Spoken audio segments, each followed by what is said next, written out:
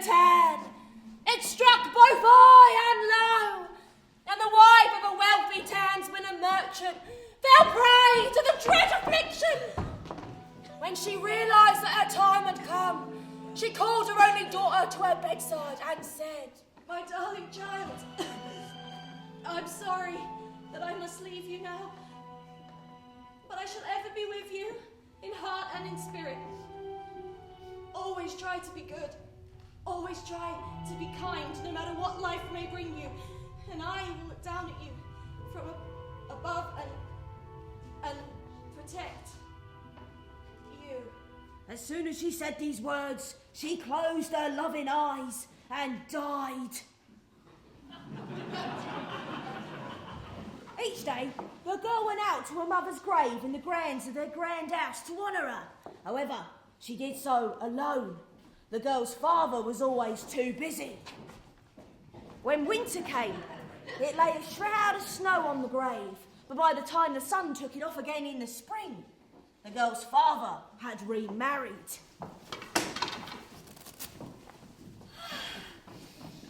His new wife brought her 2 daughters to live with them, and they were beautiful. Better than the outside. Their faces were as pretty as flowers, but their hearts were as ugly as thorns, and they took an instant dislike to the girl. The sisters stole all her pretty dresses and either used them for themselves or tore them into shreds in front of her. All she had left was an old grey smock. Her shoes were thrown away, and she was made to wear no shoes at all. Oh, look at her. We can't have this eyesore sitting next to us at the dining table. Those who want to eat bread must earn it first. Get to the kitchen maid. Their bright, mean eyes gleamed, and they laughed at her and put her to the most menial tasks. She was forced to work hard from dawn till dusk, rising before the sun to fetch water, make the fire, do the cooking and the cleaning. But even this wasn't enough for the 2 stepsisters. They continued to bully her and poured peas and lentils into the ashes. Then they forced her to sit there and pick them all out. At night, when she was completely exhausted from the long day's work, she was given no bed to sleep in, no blanket to cover her. She was made to lie down in the hearth in amongst the ashes and take what little warmth and comfort she could from the dying embers. And because this covered her in dust and grime, they called her Ashputtle! Now, one day the merchant was about to set off for the market fair, and he asked his 2 stepdaughters what they would like as a present. Oh, beautiful dresses of pearls and sparkling diamonds. And what about you, Ashputtle? What would you like? Father, please, just break off the first twig that brushes upon your hat on the way home and bring it to me. Yes. So he purchased fine dresses and precious stones for the 2 stepsisters, and on his way home, as he was riding through the forest, a hazel twig brushed his head and knocked off his hat. So he just snapped off the twig and put it in his pocket. As soon as he arrived back home, he gave his stepdaughters what they had asked for. Oh, their eyes widened. And to Ashputtle, he gave the twig from the hazel bush. She said, "Thank you," and then went out to her mother's grave and planted the twig on it. Ashputtle had never felt so unhappy. She cried so much that her tears watered the twig where they fell, and it grew into a beautiful tree. 3 times a day, Ashputtle went to the tree and watered it with her tears, and each time a small white bird would come and perch on the tree. And if Ashputtle wished for something, the bird would drop whatever it was at her feet. Now it happened that the king of the land had decided that it was time for his son to take a bride. So he announced that a grand ball would be held. A grand ball will be held. The celebration would last for 3 whole days, and all the pretty young girls in the country were to be invited, one of whom would become the prince's bride. And when the stepsisters learned that this included them, they were thrilled. Their eyes widened and their feet tapped with excitement. They called Ashbottle and said, Comb our hair, polish our shoes, and prepare our finest dresses. We are going to a ball at the royal palace, and one of us will marry the prince. Me. No, me. No. Wait! What? Your ugly, big, horrible face! I hate you! Sorry. Ashbottle did as she was told, but was sad because she wanted to go to the ball as well. She went to her stepmother and begged her to let her go, but her stepmother just sneered. Look at yourself. Do you really think they would let someone like you into the royal palace? You're covered in ash and dirt. You have no dress, no shoes. Why, I doubt you can even dance. Ashbottle kept pleading and pleading, so her stepmother, simply to get rid of her, said, Here are 2 bowls. One with peas and one with lentils. I shall tip them into the ashes. Now, if you can pick out all of the peas and all of the lentils in 1 hour, I shall let you come with us to the ball. And that's the end to that nonsense. But Ashbottle just went into the garden and called out, Hither, hither, through the sky, turtle doves and linnets fly, blackbird thrush and chaffinch gay, hither, hither, haste away. One and all, come help me quick. Haste ye, pick, pick, pick. and in flew 2 white doves at the kitchen window, followed by turtle doves, blackbirds, thrushes, and all of the birds of the air, swooping in and landing in the fireplace. The doves nodded their small heads and began pick, pick, peck, peck. And then all the other birds joined in, pick, pick, pick, peck, peck, peck, putting all the peas and lentils back into the 2 bowls. They were so fast, they finished well within the hour, and with their task done, they just flew away. Bursting with happiness, Ashbottle rushed to show her mother the bowls, but her stepmother just sneered. You didn't really think we would let you come with us to the ball, did you?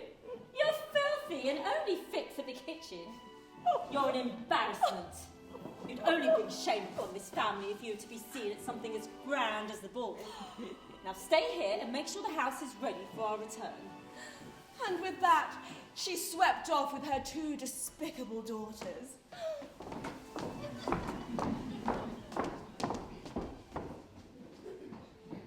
When everybody had gone and the house was empty, Ashbottle crept out to her mother's grave and called out, Shake your leaves and branches, tree, rain gold and silver down on me. and a white bird appeared with a silver dress and a pair of slippers embroidered with silver, which it dropped into Ashbottle's waiting hands. Then, quick as a smile, she dressed and hurried to the ball.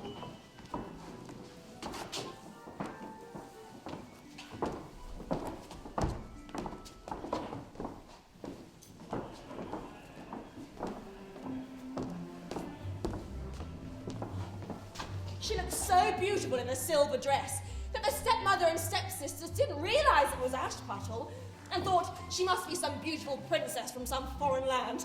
When the prince arrived, he bowed deeply, took her by the hand, and danced off with her. He wouldn't let go of her hand or dance with anybody else for the entire night, and if anybody else asked her to dance, he said, I'm sorry. She is my partner. Ashbottle danced until it was late in the evening, and then she just wanted to go home. As you wish, but I shall escort you. Afraid of what the prince might discover about her lowly circumstances, Ashbottle rushed off home, managing to hide in the dovecot. However, the prince followed her. He waited for her father to get home, and then told him that a mysterious girl was hiding in his dovecot. The father thought, Ooh, sounds unlikely, but well, he is the prince. so he sent for an axe An axe! and a pick, And a pick. and he broke into the dovecot. Break into the dovecot. But it was empty. Ashbottle had managed to creep back inside the house whilst they were talking.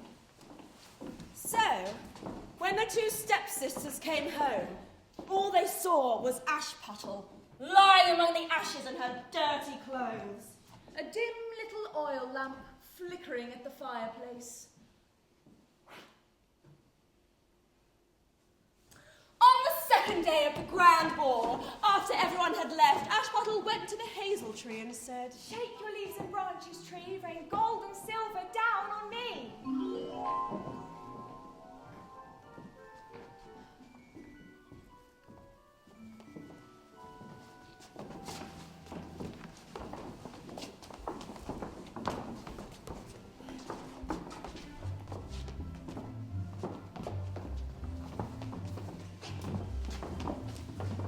I'm sorry. She's my partner.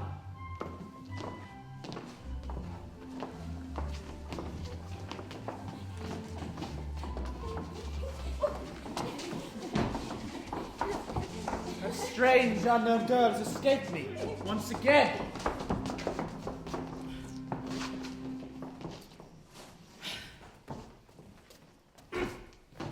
I think she must have jumped into your pear tree. The pear tree? Are you quite sure? Oh, royalty.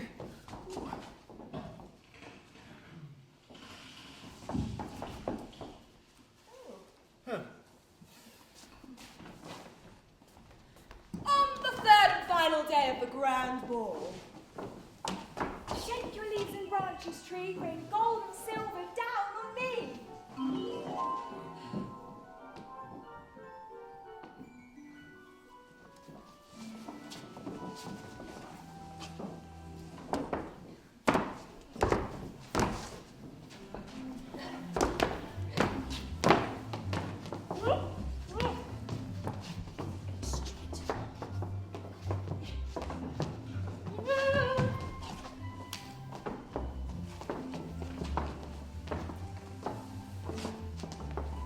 This time, the prince had thought of a trick.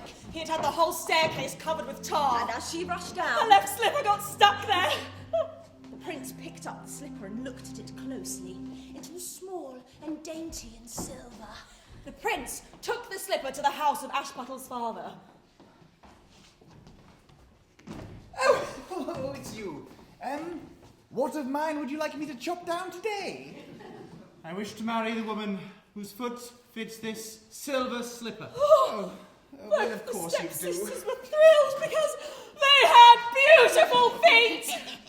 The eldest took the shoe up to her bedroom to try on with her mother watching beside her.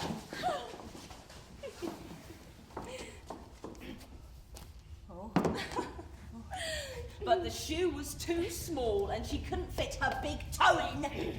So the mother handed her a knife and said, Slice off your toe. When you're queen, you won't have to bother with walking. gritting her teeth against the terrible pain.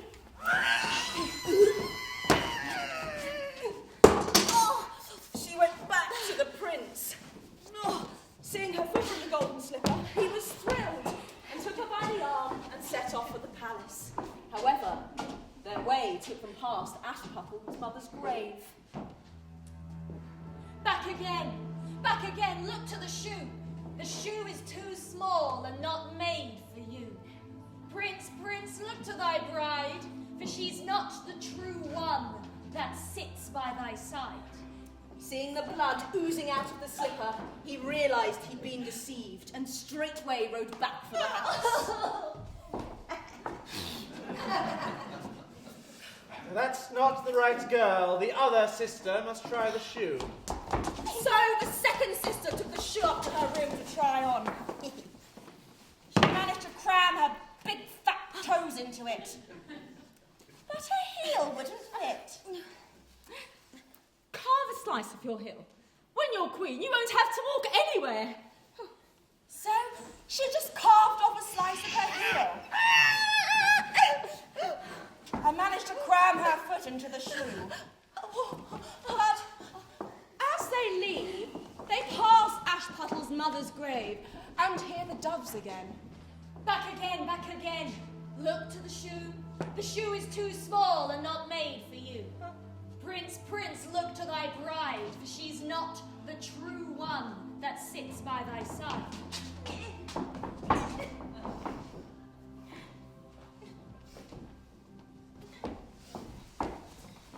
That's not the right girl either. Do you have any other daughters? No. The only other girl is a grubby little kitchen maid. It can't possibly be her. Send for her. Oh, no, Your Majesty. Really. She's far too dirty and certainly not fit for decent company. The prince insisted. I insist.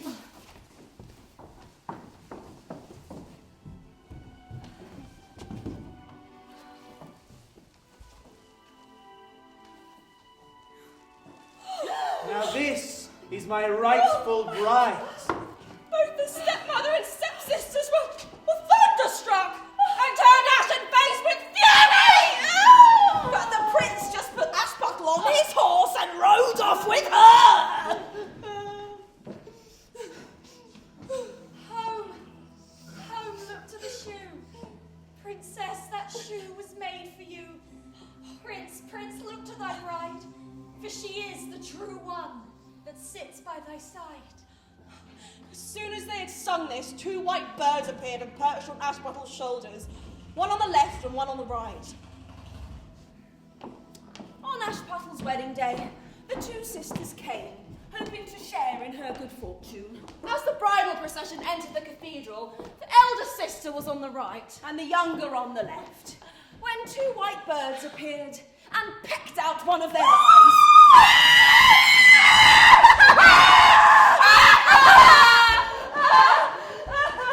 As the bridal procession was leaving the cathedral, the elder sister was on the left and the younger on the right, and the birds swooped in and picked out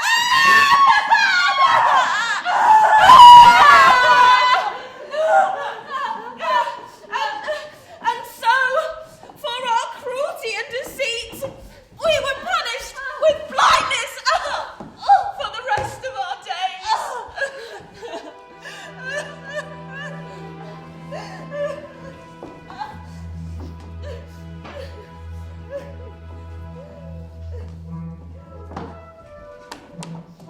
Come here, beggars.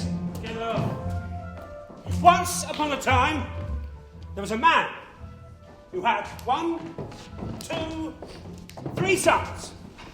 Now, everyone thought that the eldest son was a simpleton, so they called him Dumbling. And they sneered at him, and they teased him, and they picked on him. Yes, even his own family. Now, one day, the youngest son decided that he would go into the forest to chop some wood. Before he went, his mother provided him with some food and drink, in case he got hungry or thirsty through his day's work. Gave him an excellent bottle of wine and a delicious piece of fruitcake. As he went into the forest, he saw a little old grey-haired man who stopped him and asked, Good day, sir. Please, could I have some of that cake you have in your pocket and a glug of your good wine? I'm very hungry and thirsty. But the youngest son replied coolly, Certainly not. If I gave you a piece of my cake and wine, I wouldn't have any for myself. And that wouldn't be very clever now, would it? Go away. And with that, the son turned his back on him and walked smartly away. And as he was chopping away at the tree, madly, he made a silly move with his axe and cut himself painfully in the arm. Language! So painfully, he had to roam home and get it bandaged. The following day, the second son decided that he too would go into the forest and chop wood. And as before, his mother provided him with a delicious piece of fruitcake and an excellent bottle of wine. There, sitting on a tree stump, as if he was waiting for him, was a little old grey-haired man who stopped him and asked, Good day, sir. Please, would you let me have a piece of that cake in your pocket and a glug of your good wine? I am very hungry and thirsty. This son refused the old man too. Out of the question. Anything I give to you would mean less for me. And tell me, where's the sense in that? Be on your way. And with that, the son turned round and walked smartly away. But his punishment came swiftly. As he was hacking away at the tree, he made a stupid move with the axe and cut himself painfully in the leg. Oh! Language! So severely, he had to be carried home. Then Dumpling said, Please, Father, let me go into the forest to chop some wood. his father sighed and tutted. Your brothers have already hurt themselves doing that, and they supposedly knew what they were doing. So, hush now, Dumpling. I really do have more important things to worry about. But Dumpling begged, and he pleaded for so long!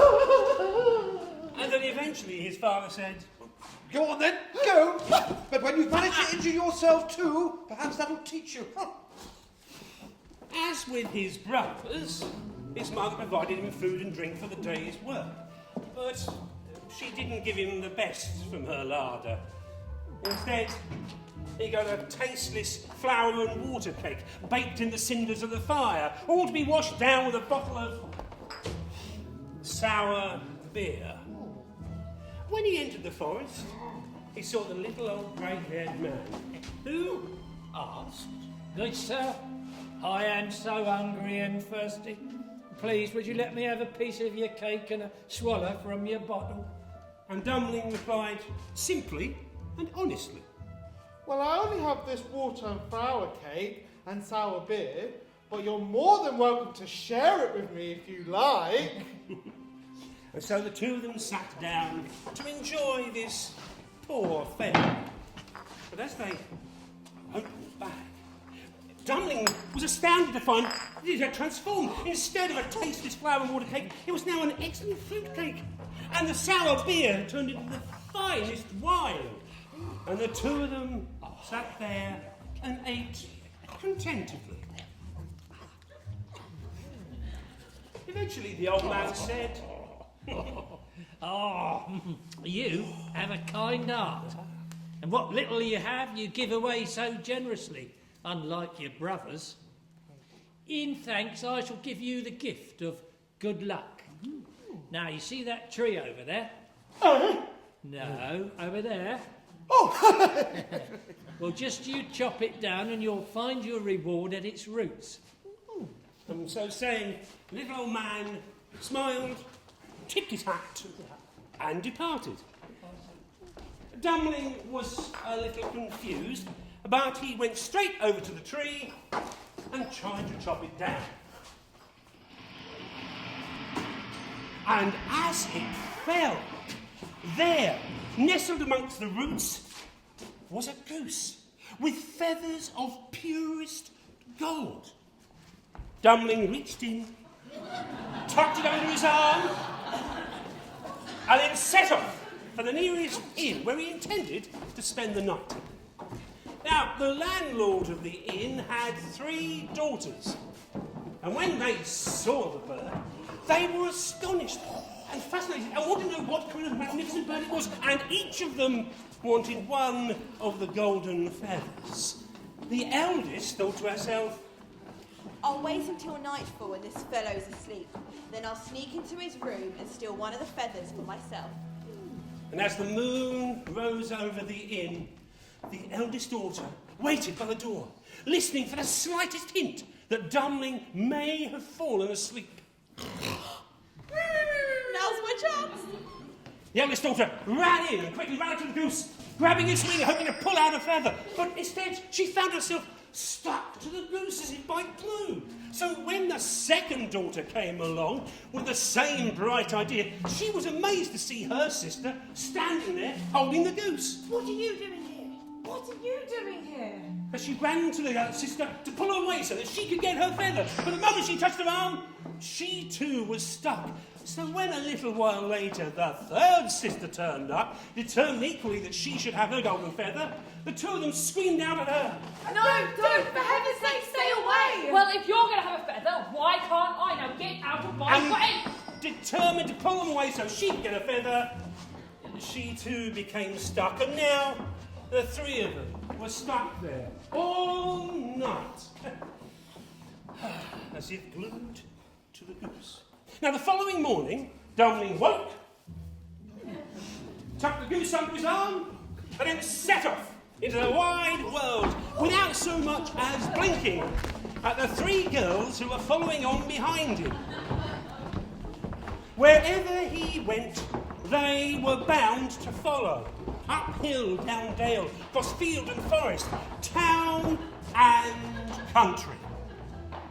Now, as they passed a small village church, they were seen by the local parson, who, seeing them, called out to them, "You ought to be ashamed of yourself, girls! Chasing after a young man like that is absolutely disgraceful! What are you doing? Stop!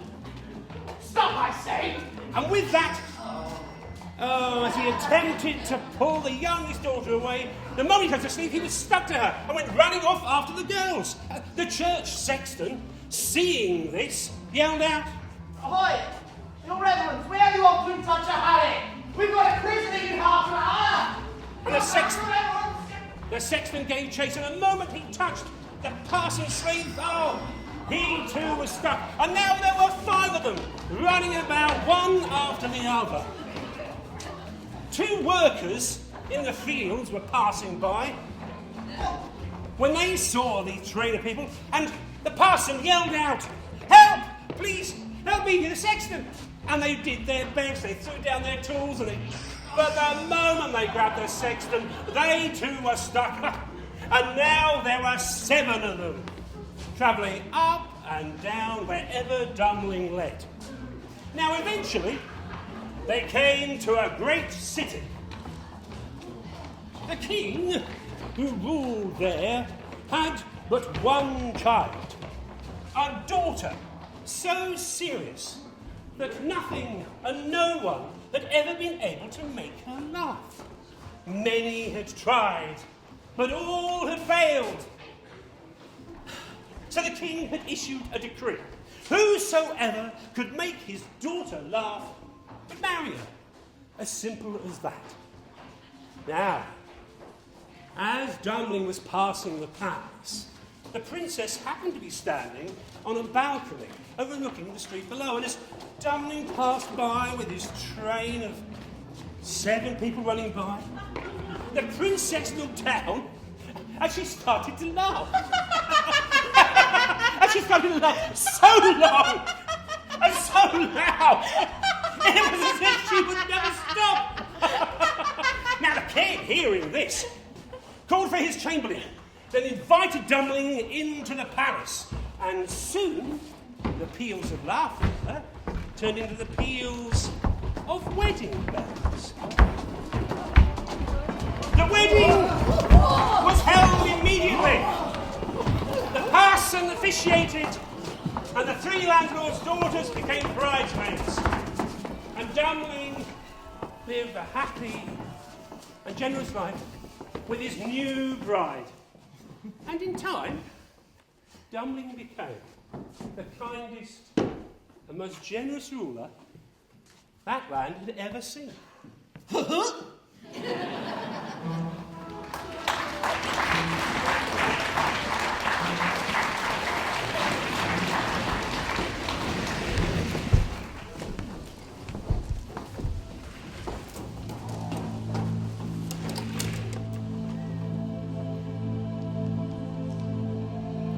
There was once a little girl who was beloved by all who knew her, and most of all by her grandmother, who was always wondering what treat to give the sweet child next. Once, she decided to gift her with a red cap, which suited her so well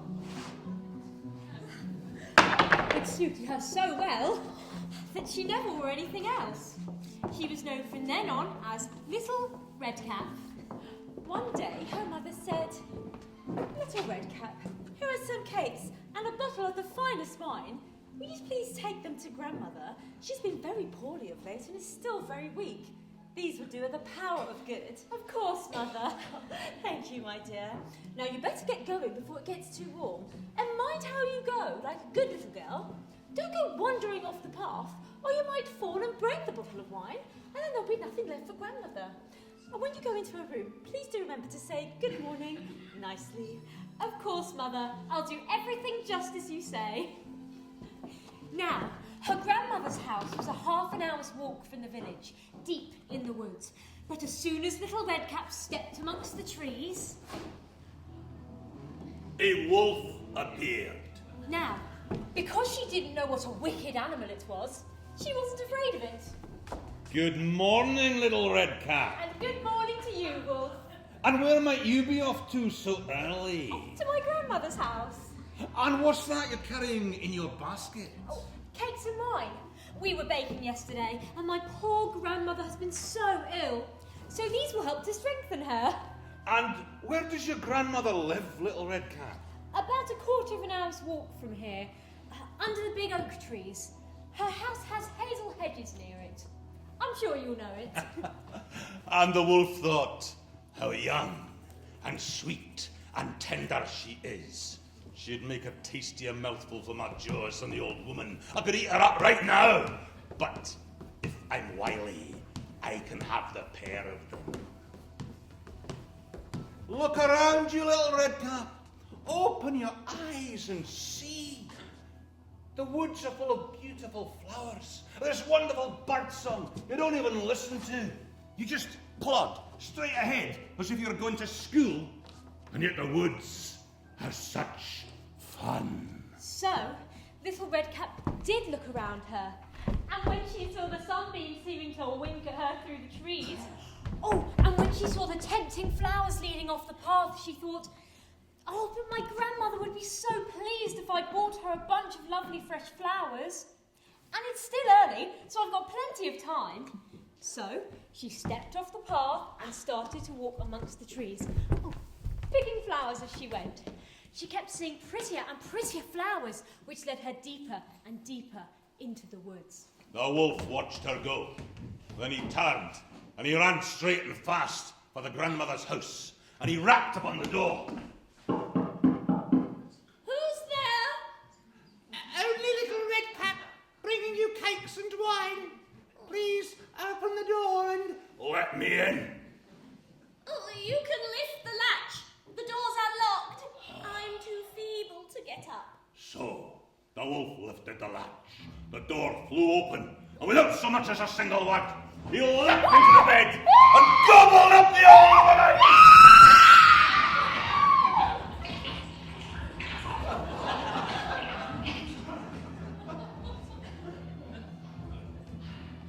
Then, putting the nightcap on over his wolfy thigh, he pulled up the bedclothes and drew the curtains.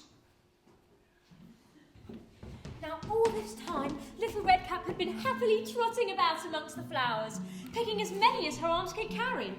Then suddenly, she remembered her grandmother and rushed off to her house. She was surprised to see when she got there that the door was already open.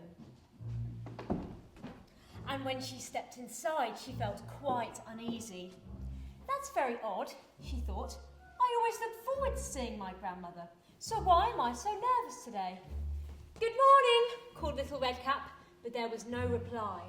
She walked over and drew back the curtains, and there lay her grandmother, with the nightcap pulled all the way down and the bedsheets pulled all the way up. Why, grandmother, what big ears you have! All the better to hear you with, my sweet. Oh, grandmother, what big eyes you have! All the better to see you with, my love. Oh, grandmother, what big hands you have! All the better to hold you with, my dear. Oh, grandmother, what a terribly big mouth you have! All the better to eat you up!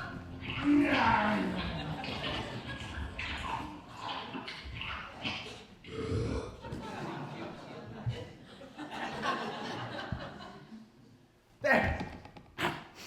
Nicely full. The wolf stretched out on the bed and began to sleep, snoring loudly.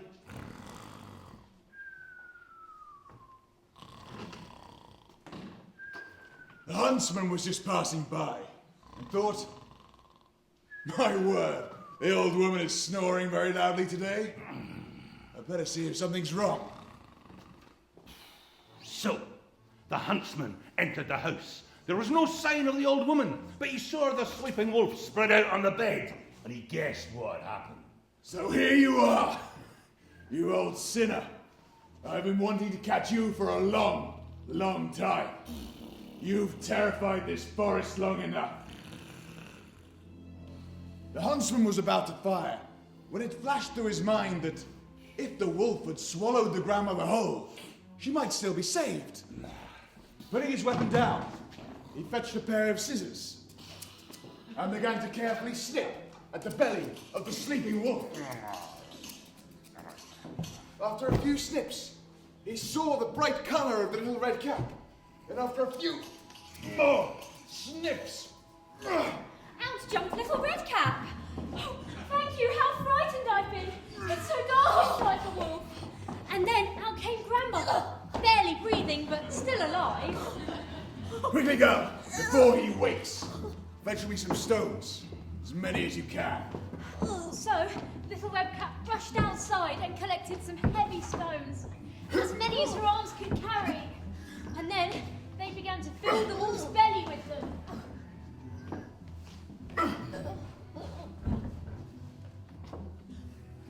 When the wolf woke up, it tried to run away, but the stones in its belly were so heavy that it could barely move.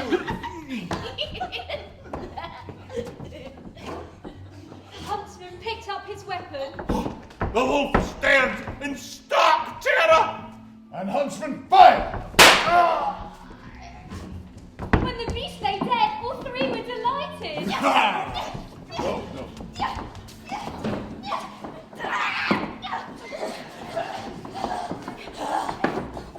And the huntsman skinned the wolf and went home with its pelt. And the grandmother ate the cake and drank the wine.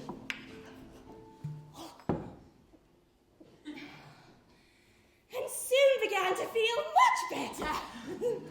And little Red Cap promised herself, never again, so long as I live, shall I wander off the path and into the forest when my mother has warned me not to.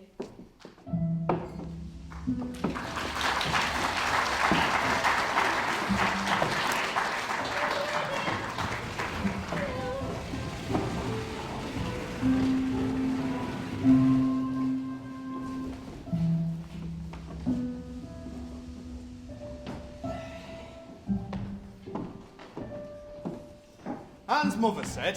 Where are you off to, Hans? And Anne said, I'm off to see my betrothed, Gretel. Oh, behave well, Hans. No, I'll behave well. Goodbye, Mother. Goodbye, Hans. Hans goes to Gretel.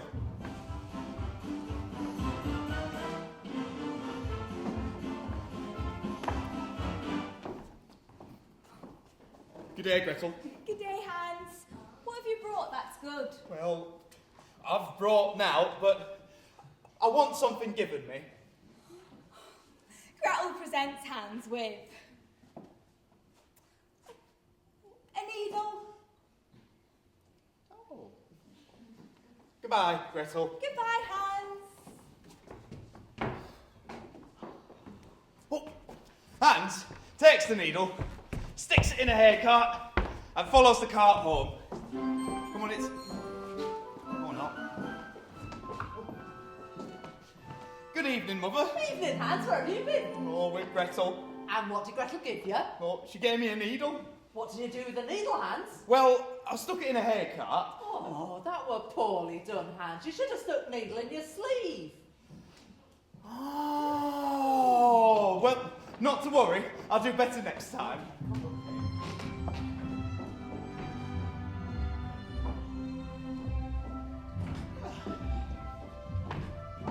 Where are you off to, Hans? Oh, to Gretel's mother. Behave well, Hans. Oh, I'll behave well. Goodbye, Mother. Goodbye, Hans. Hans goes to Gretel.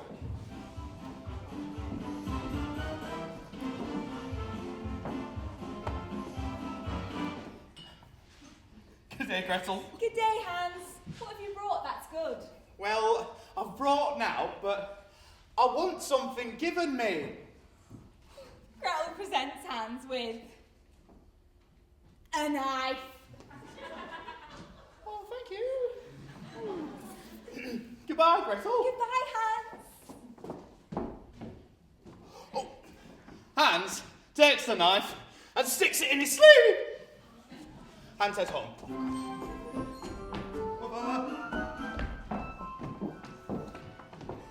Good evening, Mother. Evening, Hans, where have you been? With Gretel. And what did you take her? Oh, I took now, but got something now. Oh, what did Gretel give you? She gave me a knife.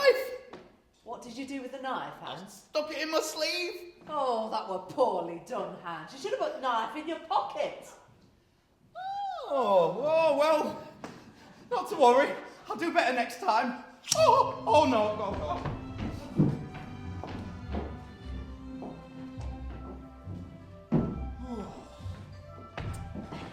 Where are you off to, Hans?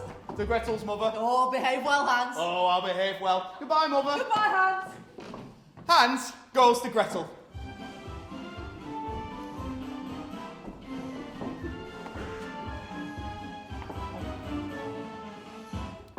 Good day, Gretel. Good day, Hans. What good thing have you brought? Well, I've brought now, but I want something given me.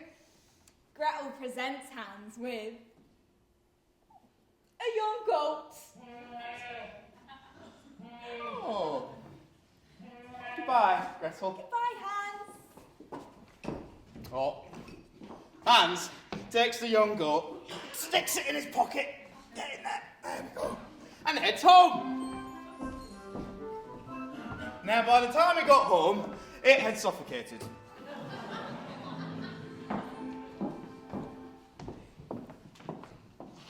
Evening, Hans, where have you been? With Gretel. And what did you take her? Well, I took now, but she gave me something. Oh, what did Gretel give you? She gave me a young goat. Oh. Yeah. What did you do with the goat, Hans?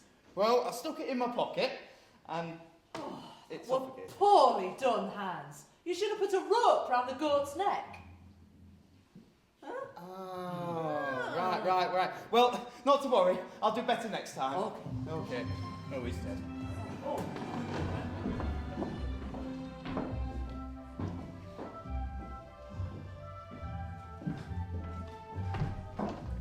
Where are you off to, Hans? Oh, to Gretel's mother. Oh, behave well, Hans. Oh, I'll behave well. Goodbye, Mother. Goodbye, Hans. Hans goes to Gretel.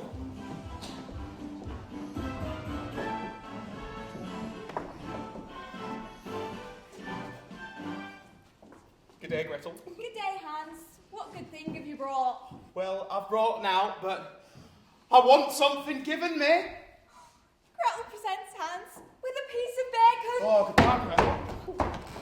Oh. Hans takes the bacon, ties it on the back of a rope, and heads home.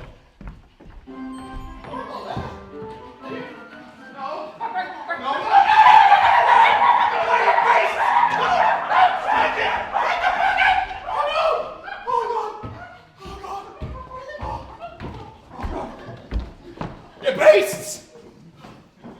Oh, good evening, Mother. Evening, Hans, where have you been? With Gretel. And what did you take her? I took now, but got something though. Oh, what did Gretel give you? She gave me bacon. What did you do with the bacon, Hans? I tied it to some string and pulled it behind me, and dogs had it. Oh, that were poorly done, Hans. You should have carried bacon home on your head. Oh, well, not to worry. I'll do better next time. Okay.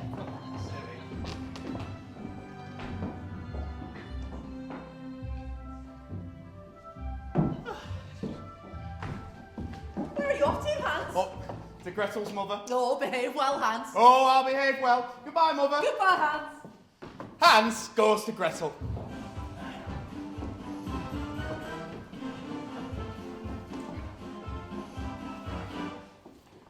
Good day, Gretel.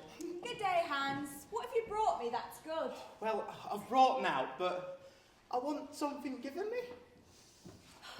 Gretel presents Hans with a calf. Oh. All right. Thank you, Gretel. Goodbye. Goodbye, Hans. Hans takes the young calf, sticks it on his head. Oh, God! No, steady! Steady! And he kicks his head in. No! No! No! No! No! No! Ah! That's right! Good evening, Mother. Evening, Hans. What took now, but I got something though. And what did Gretel give you? She gave me this young calf. What did you do with the calf, Hans? Well, I put it on my head, and then he kicked me. Well, poorly done, Hans. You should have put a rope round the calf and led it to the stable. Oh. Right, well, not to worry. I'll do better next time. Okay. Not with you, though.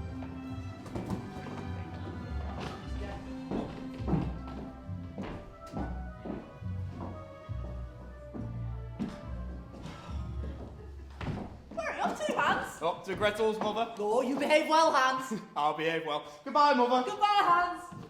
Hans goes to Gretel.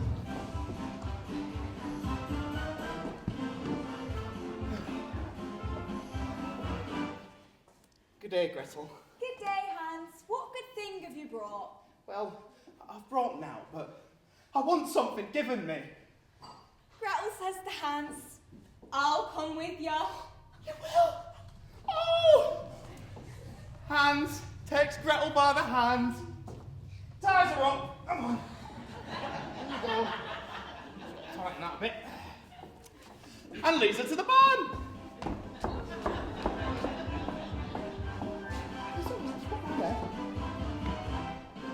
Make some friends. Good evening, Mother. Evening, Hans. Where have you been? With Gretel. And what did you take her? I took now, but she gave something. Oh, what did Gretel give you? She came with me. And where is Gretel? In the barn, tied up. By heck, Hans, that were poorly done. You should have cast warm eyes on her. Oh, no. It's all right. I'll do better.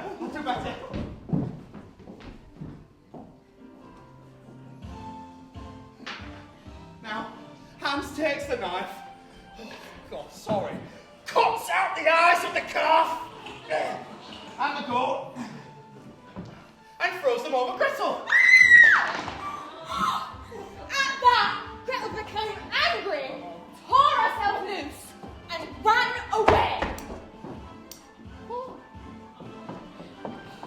Gretel is no longer betrothed to Hans.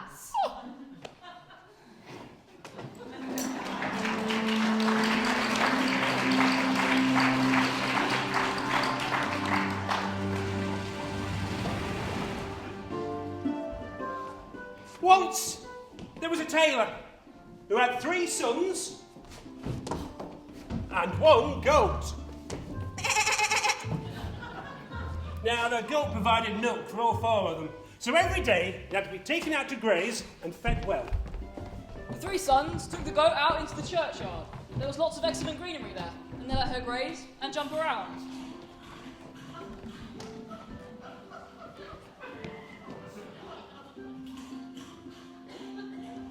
At dusk, when it was time to go home, the sons asked the goat, "Goat, have you had enough to eat?" And the goat replied, I've had enough. I'm full of stuff. "Well, let's go home then."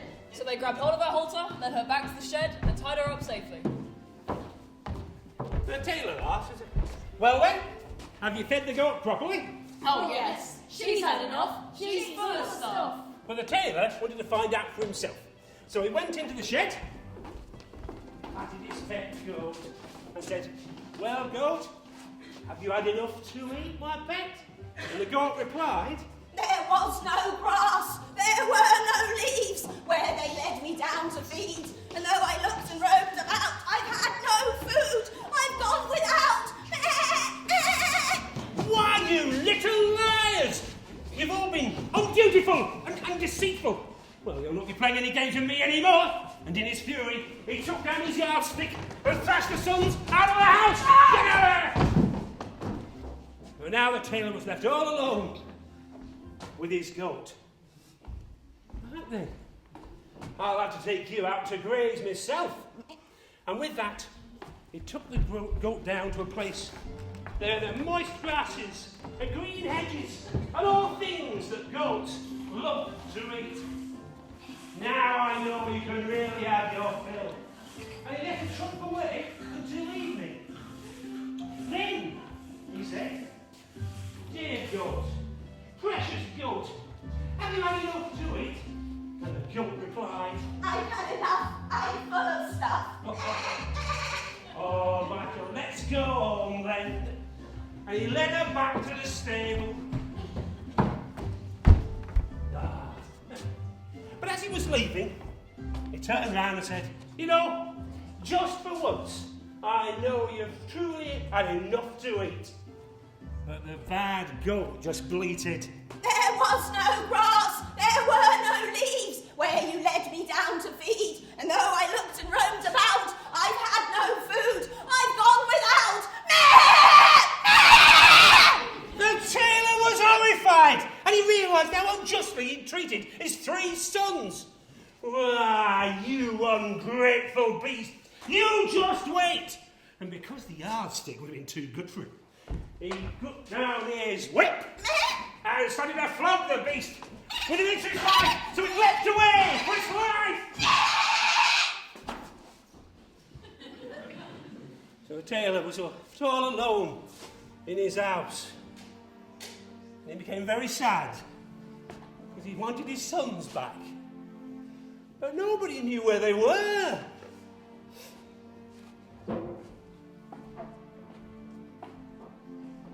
The eldest son had become a joiner's apprentice. He was hard-working and conscientious, but when his apprenticeship was over and it was time for him to move on, his master gave him a little wooden table. It seemed perfectly ordinary, but there was something magic about it. If you set this table down before you and say, "Table, be laid," this splendid little table will cover itself in a clean cloth. There'll be a knife, a fork, and a spoon, and many dishes of hot, delicious food. There'll be a great glass of good ruby wine that'll be good enough to warm the chilliest of hearts. The young man thought to himself, now I've enough for my whole life. And he journeyed happily around the world.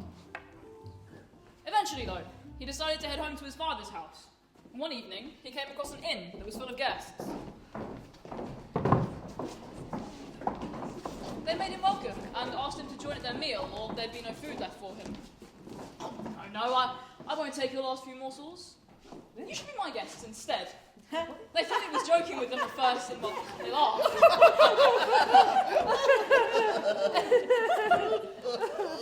But he put his little table in the middle of the room and said, "Table, be laid." And at once it was covered in much better food than the landlord of the inn could ever even dream of. The delicious smell of it made their noses twitch. Help yourselves, my friends. So they all grabbed their knives and forks, pulled up their chairs, and tucked in happily. The amazing thing was that as soon as one dish was empty, a completely full one took its place. The landlord stood silently, watching in the corner. I could do with a cook like that here at my inn. The joiner and his guests ate, drank, laughed, and talked until late into the night, until they decided it was time to go to bed. The young man thought it was time to head to sleep as well, so he put his magic table up against the wall. But the landlord's envy kept him awake. But then he remembered that up in the attic he had a table that looked just like it. So he quickly had it fetched, crept in, and swapped it with the magic table.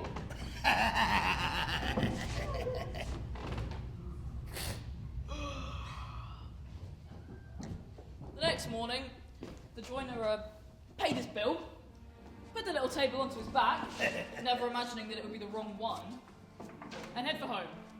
He arrived at his father's house at about midday, and his father was overjoyed to see him. Oh, it's so good to see you, son. And what have you learned? Father, I've become a joiner. Oh, that's a worthwhile trade indeed. And have you brought anything back from your travels? Father, I brought the most amazing thing. It's this little wooden table. Ah, well, you've made no great work of art there, now have you? It's just a shabby little table. Ah, but it's a magic table. Just ask all of our friends and relatives over. We'll give them a real treat. They can eat and drink as much as they like. You say so? Come on, lad. So, once his guests had been assembled, he put the table in the middle of the room and said, "Table, be laid." But the table did nothing. It stood there, bare and wooden, and as still as any other table that didn't understand when it was spoken to. Then the joiner realised what happened at the inn and stood there, ashamed and embarrassed that everyone would think he was a liar. His relatives had to go home with empty stomachs. His father got out some cloth and went on tailoring, and the young man went off to find another master joiner.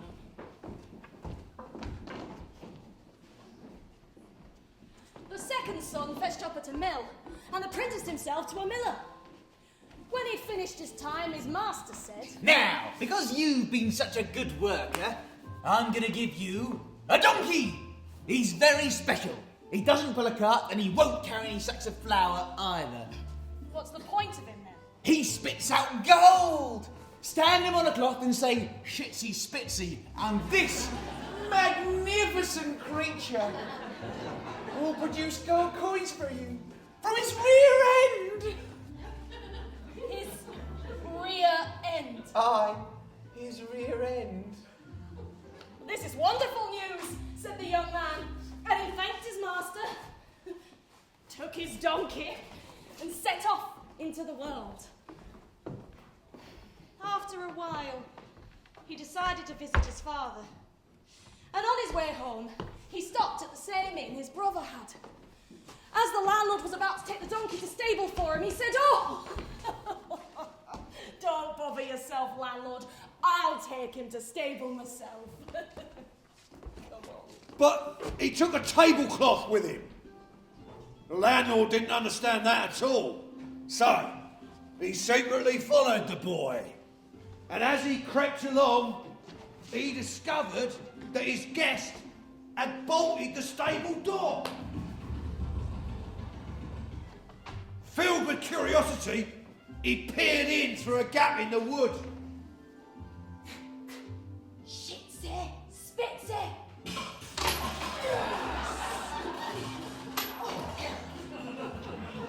And the beast started to produce gold! Showers and showers of it! Well, have you ever seen the likes of that? I could do with a money bag like that. So, that night, he crept down to the stable, untied the gold donkey, led him away, hid him, and then he replaced him with a donkey that looked almost identical.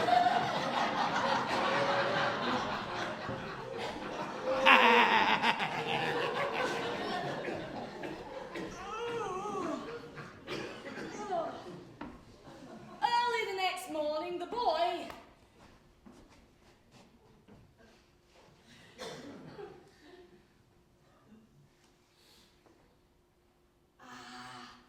and his donkey set off. And they arrived home with the sun still full in the sky. And his father gave him a warm welcome. Oh, good to see you, son. What have you become? I'm a miller now, Father. And have you brought anything back from your travels? Aye, a donkey. A donkey? Well, we're doing all right for donkeys round here at the moment. My heck, we could have done with a goat at the moment. But this is no ordinary donkey, Father. This is a gold donkey. Ask all our friends and relatives round, and I'll make them all rich. Oh, well, that's wonderful news. I won't have to work my fingers to the bone with a needle and thread anymore. Family, friends, come, quick, see this. You're rich. Look at this. You won't believe your eyes. Okay. Watch this, everybody. Shitsy! Spitsy!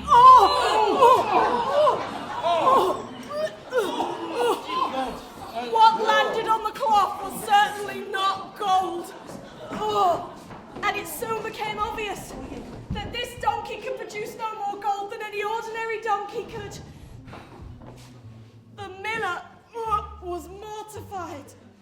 And as there was no gold, his father had to take up the needle and the thread again. I'm sorry, Father. I'm so disappointed. Oh. Now the third son had apprenticed himself to a wood turner, and because this was such a skilled trade, it took him the longest to learn it. His brothers sent him a letter, telling him of their misfortune at the inn, and how the villainous landlord had stolen their magic gifts the night before they got home. When the young turner had completed his time and was setting out to travel, his master rewarded him for his fine and honest work with... A sack. a sack. It's got a cudgel in it. Marvellous. Well, I suppose I can sling the sack over my shoulder and get some use out of it, but the cudgel will just make it heavier to carry. Nah, do more than that. You see, if anyone ever tries to do you harm, all you have to do is say, "Cudgel out the sack!" and the cudgel will leap out of the sack and begin to dance so madly upon their backs, they won't be able to walk for a week. And it won't stop until you say, "Cudgel, back in the sack!"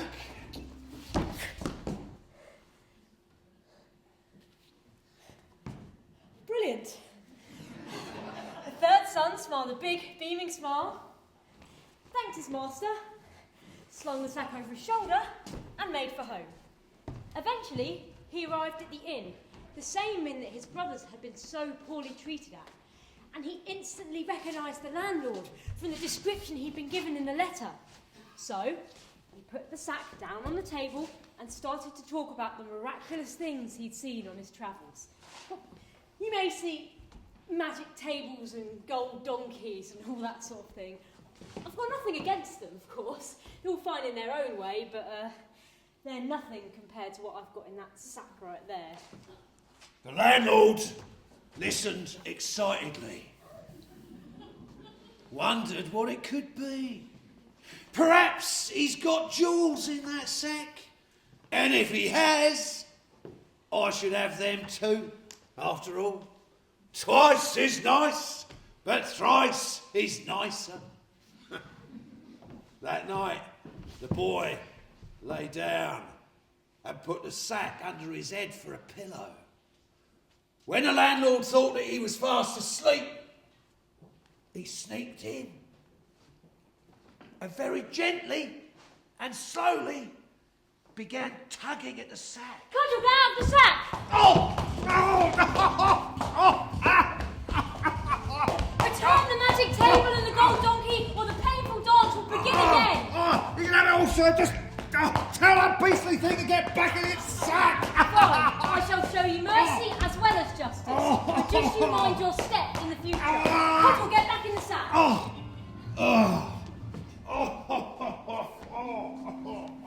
In the morning, the wood turner took the magic table and the gold donkey and made for home, where he saw his father, who was delighted to see him, and asked him what he'd learned. I'm wood turner now, dear father. Oh, that's a very skillful trade indeed. And have you brought anything back from your travels? Something very valuable. Oh, A cudgel in a sack. A cudgel? Well, you could have hacked one of them off any tree. Not one like this, father. Quick, call for my brothers and invite all of our friends and relations. I'll fill their bellies with food and drink and their pockets with gold. Sure. Okay. Friends, come on. Please, trust me. Third time's a charm. Come on. Come on. Trust me. When they were all together, the young turner put down a cloth on the floor and led in the gold donkey and said, "Go on, brother, speak to your donkey." Oh, that's nice. Shit, sis, spits it! And there and then, it rained gold coins down on the cloth, and it didn't stop till everyone's pockets were bulging. Next, the young turner put down a little table and said, "Go ahead, brother, speak to your table." Table, be laid. And it was crowded with the most delicious food and the best wine. They had a feast the likes of which had never been known in the old tailor's house, and they stayed together until late at night, having the most wonderful party. And so, the tailor was finally able to put away his needle and his thread and his yardstick, and lived a long, happy, and prosperous life. with his 3 fine sons.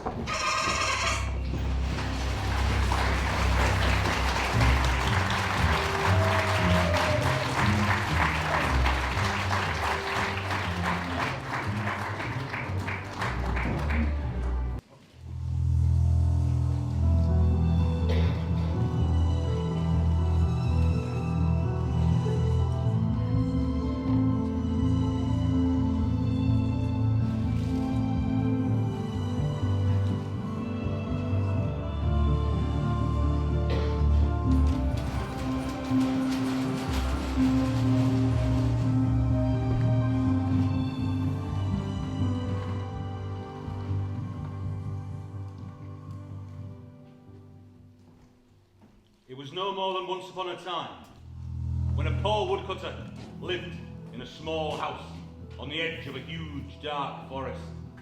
Now the woodcutter lived with his wife and his 2 young children, a boy called Hansel, a little girl called Gretel. It was hard enough for the woodcutter to please them all at the best of times, but these were the worst of times. Times of hunger, famine and starvation, and the woodcutter was lucky if he could get his hands on even a simple loaf of bread. Night after hungry night, he lay in bed next to his thin wife, and he worried so much that he tossed and he turned and he sighed and he mumbled and he moaned, and he just couldn't sleep at all. Wife, what are we going to do? We've barely got enough of food for ourselves, let alone our 2 poor children. Wife, what can be done? And as he fretted and sweated in the darkness, back came the bony voice of his wife, a voice as fierce as famine. Listen to me, husband. Tomorrow, the first lot, we'll take the children into the forest, right out into the cold, black heart of it. We'll make a fire from there and give them each one last morsel of bread. And then we'll pretend to go off to our work and leave them there by themselves. Then we'll finally be rid of them. We'll only have to worry about feeding ourselves. No, wife, I couldn't do that. I haven't got the heart to do that. How can I leave poor Hansel and poor Gretel out in the woods? I mean, a wild beast and sniff them out and eat them alive! You fool! Do you want all 4 of us to starve to death? You might as well start smoothing the wood for our coffins. And she gave the poor woodcutter no peace. And in the end, the woodcutter gave in. Now Hansel and Gretel had been so hungry that night that they hadn't been able to sleep either. They heard every cruel word of their mother's terrible plan. Gretel cried bitter, salt tears and said to Hansel, "Can we finish?" So please, just don't cry. Don't be sad. Look, I'll find a way to save us, I promise. And he got back into bed. When their mother and father had gone to sleep, Hansel got up, put on his coat, opened the back door, and crept into the midnight hour. There was bright, sparkling moonlight outside, and the white pebbles on the ground, they shone like precious coins, like silver gold jewels. Hansel bent down and filled his empty pockets with as many of the pebbles as he could carry.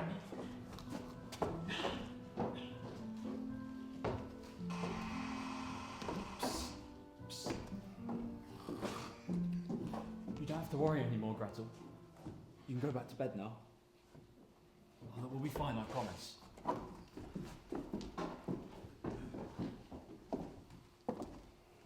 At dawn, before the sun had properly risen, the mother woke the 2 children. Get up, you lazy scraps! We're going into the forest to chop wood. And she gave them each one miserable mouthful of bread. There's your lunch, and count yourselves lucky. Oh, and don't eat it all at once, because there's nothing else. Gretel put the bread in her apron pocket, because Hansel's pockets were crammed with pebbles. And then the whole family set off along the path into the forest.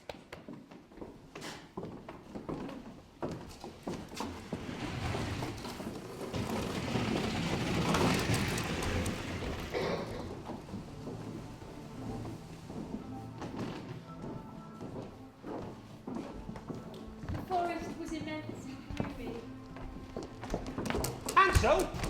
Hansel, what are you doing in the back, lad? Do keep up, will you? Sorry, Father. I was just looking back at my white kitten. It's up on the roof, saying goodbye. You stupid boy!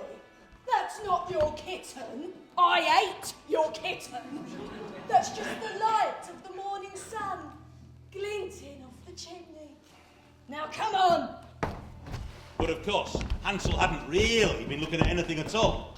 He'd been dropping the white pebbles from his pocket onto the path.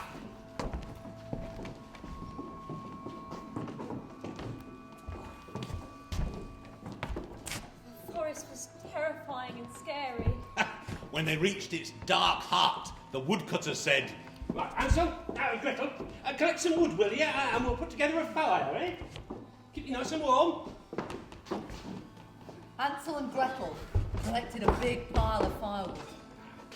And when it had been set alight, and the flames were like burning tongues, their mother said, Now, you two sit by the fire and rest.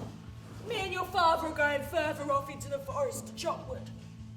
And when we're done, we'll come back and get you.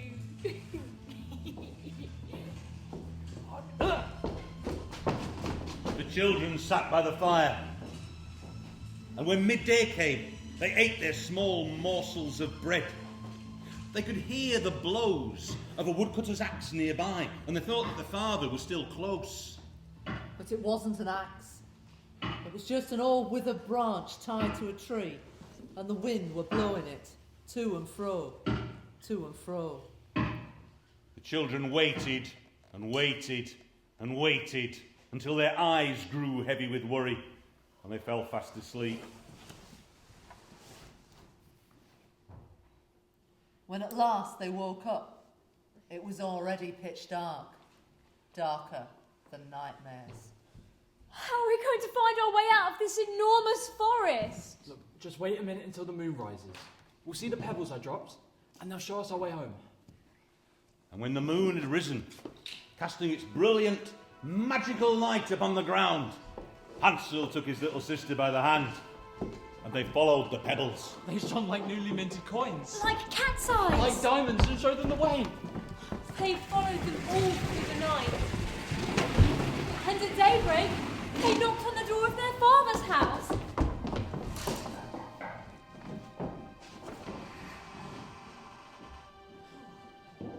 Oh, you naughty children!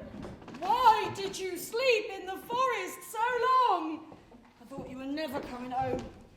But the woodcutter was overjoyed to see them, because he'd been grief-stricken at having to leave them all by themselves in the forest. But not long afterwards, times became very hard again, and the famine bit deeply and savagely into their lives. One night, as they all lay in bed with empty stomachs, the children heard their mother's ravenous voice again. All we have left is half a loaf of black bread. And when that's gone, that'll be the end of us. The children must go, I tell you. Tomorrow, first light, we'll take him even deeper, right into the belly of the forest. So deep, they'll never be able to find their way home. It's the only way of saving ourselves. I can't! You can. You did it before, so you'll do it again. You did it before, so you'll do it again. He did it before, so he'll do it again. He did it before, so he'll do it again. And in the end, the woodcutter gave in. Hansel waited until his parents had gone to sleep. Then he got up and tried to get outside to collect pebbles, same as the last time. But the door had been locked and bolted, and Hansel couldn't get out, no matter how hard he tried. He had to go back to bed empty-handed and comfort his little sister. Oh, look, please, no tears, Gretel. I'll find another way to save us, I promise. The next morning, the family returned to the forest.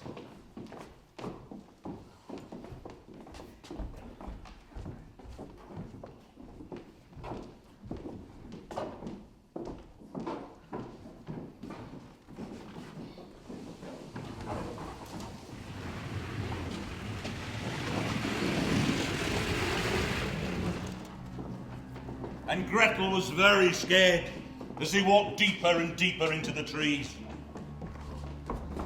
But clever Hansel had stolen some of the black bread from his mother's sack, and very carefully, one tiny crumb at a time, he laid a trail of breadcrumbs behind him along the forest path.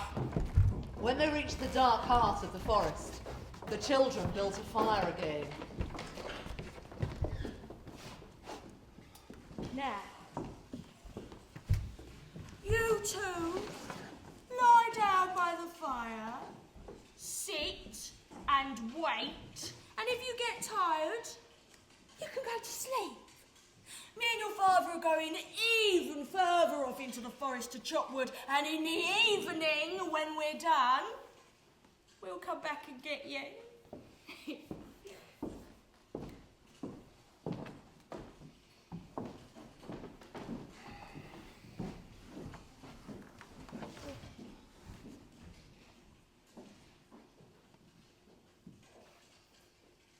Hey, look, just don't worry.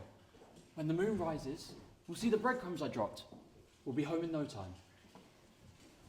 But they didn't find a single breadcrumb, because all the birds of the forest had flown down and pecked them all away.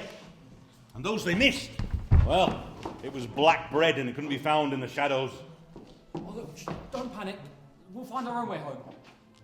But they didn't. They walked all that night, and they walked all the following day, and by the next evening they were still hopelessly lost in the bowels of the forest. Worse than that, they were hungrier than they'd ever been in their skinny young lives. It was now 3 days since they'd left their father, and the thirsty, famished children forced themselves to walk on. But they only wandered deeper into the forest, and they knew if they didn't find help soon, they would die of hunger. When it was midday, they saw a beautiful white bird singing on a branch. It flapped its creamy white wings and flew off in front of them. So they followed it until it landed on the roof of a little house. When Hansel and Gretel got closer, they saw that the little house had bread walls and a roof made of cake and windows made of clear, bright sugar. Look, what wonderful luck. I'll try a slice of the roof, and you can start on a window. I bet it'll taste incredibly sweet.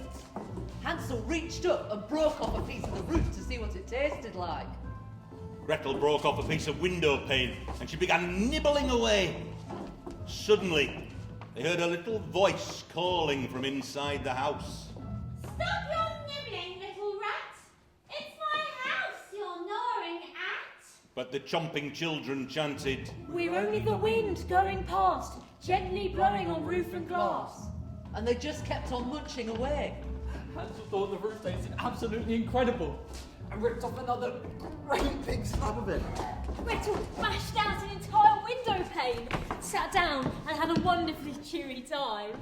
All of a sudden, the door opened and an old woman, bent double on a crutch, came creeping out. Well, you sweet little things. However did you get here? Come in and stay with me. You'll come to know how. She took them by the hand and led them into the tempting house. Then she made them a marvellous meal of creamy milk and mouth-watering pancakes, and apples and sugar and chocolate and nuts. Once they'd had enough to eat, she made them 2 little soft comfy legs, and Hansel and Gretel lay down to sleep. But the old woman were only pretending to be kind, for she were really A troll! An evil witch who lay in wait for children, who'd only built her bread house with his cake roof to trap them. When a child came under her power, she would cook it, and eat it. And that was her favourite feasting day. Now, witches have little red eyes with which they can't see very well, but they've got a powerful sense of smell, as strong as an ant's, and they can tell whenever anybody comes near them. So when Hansel and Gretel had approached her little cottage in the woods, she cackled a spiteful laugh to herself and said,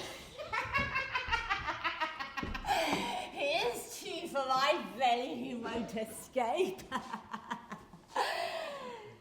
And you will make a tasty morsel for me to swallow! Wake up, you wretch, and fetch water. I want you to cook a good meal for your brother. He's locked up outside up in the shed, and I want him fattened up. When he's nice and plump, I am going to eat him. Day after day, the best meals were prepared for Hansel, whilst poor Gretel had to survive on crab shells. Every morning the evil old witch groped and fumbled her way out to the shed and shrieked, Hansel! Stick out your finger for me to feel if you're nice and plump. But clever Hansel stuck out a little bone instead, and the old crone's red, witchy eyes couldn't see it. She thought it was Hansel's finger, and she was furious and surprised that he went on and on not getting plump. After 4 weeks of this, she lost her patience completely. Gretel, jump to and make one last good meal for your brother. I want him fattened up in tomorrow, whether he's skinny or plump, fat or lean. I am going to cut his throat with my sharpest knife and cook him. And you can stop the bullying, it will do you no good. First, we'll make some bread. I've already heated the oven and kneaded the dough. Now crawl inside to see if the oven is hot enough for the bread to go in. I don't know how. How on earth can I get in there? Oh, you foolish goose! The opening's big enough for you to get inside. Even I could fit in it. Oh, look, like this. And quick as a flash, Gretel pushed the old witch into the oven, slammed the door, and she burned to death. Hansel, we're safe! The old witch is dead! Hansel jumped out of his cage as free as a bird. and they danced and cheered and hugged and kissed. There was nothing to be afraid of anymore. So they went into the witch's cottage and they threw open all the drawers, which were full to bursting with pearls and precious stones. These are much better than pebbles. I'll take some too. And Gretel filled her apron right up to the brim. Right, now let's get out of this witchy forest for good. When the children had walked for a while, they came to the edge of a great wide river. I can't see a bridge anywhere. How are we going to get across? And there's no boat either. But look, there's a little white duck swimming across. I'm sure it will help us if we ask nicely. Excuse me, oh little white duck. We're Gretel and Hansel, we seem to be stuck. A bridge or a boat is what we most lack. Would you carry us across on your soft feathered back? Sure enough, the little duck came waddling and quacking across to them. And Hansel jumped up on her back and told Gretel to climb up behind him. But sensible Gretel said, No, that'll be too heavy for the duck. I think it should take us across one at a time. And that is exactly what that kind little duck did.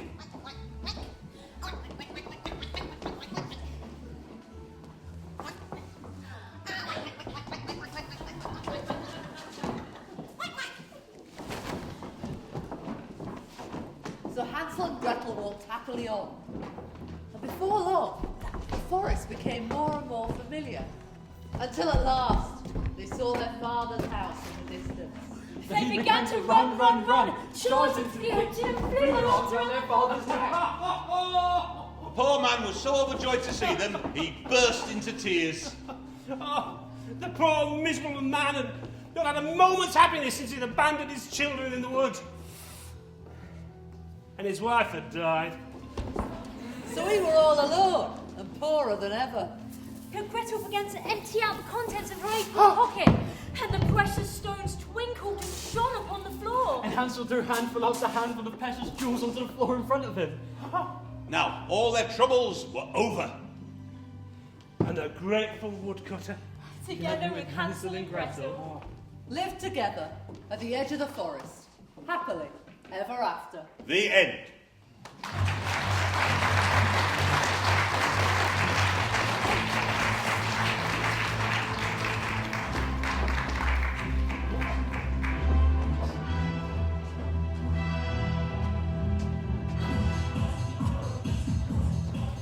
A man had a donkey. Who had worked hard for years carrying heavy sacks of corn up the mill. But the donkey's strength was fading due to age, and he was becoming less and less able to do his work.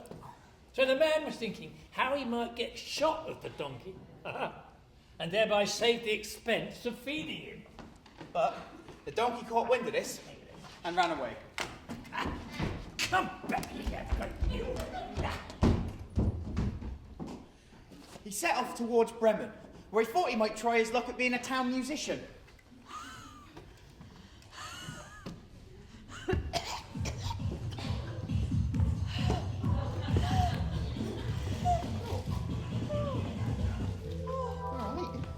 Along the road, he came across a hound dog, panting like mad as if he'd been running for miles.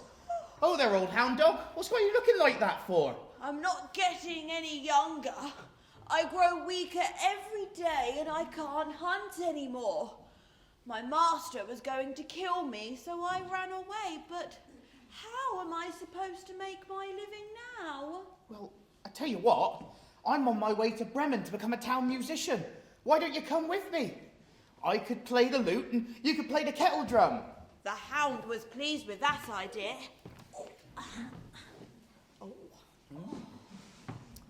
And on they went.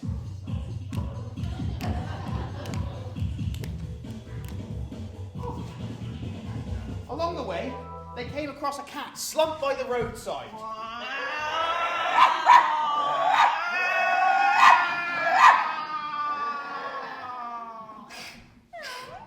With a face like 3 wet Wednesdays.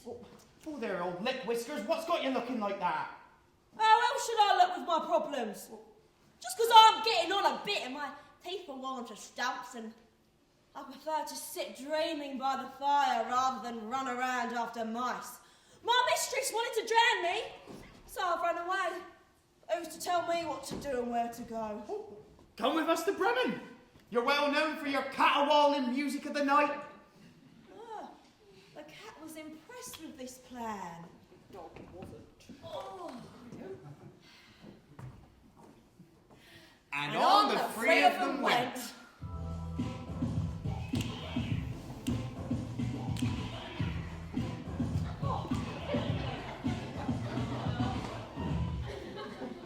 Along the way, they came across a cockerel perched on a gate of a farm.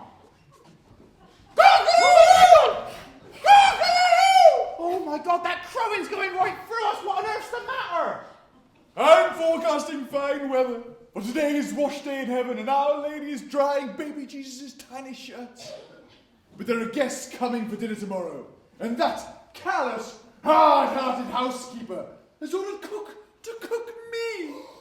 I'm having my head chopped off tonight, and so I'm having a good crow while I can. Cock-a-doodle-doo! Cock-a-doodle-doo! Oh, preposterous, Redcomb. Come with us to Bremen instead. You're better there than in a casserole. With your voice and our rhythm, we'll make music the likes of which has never been heard. The cook thought this seemed an excellent plan.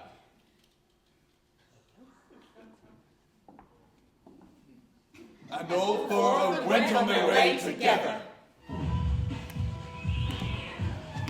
Now, Bremen was too far to get in one day.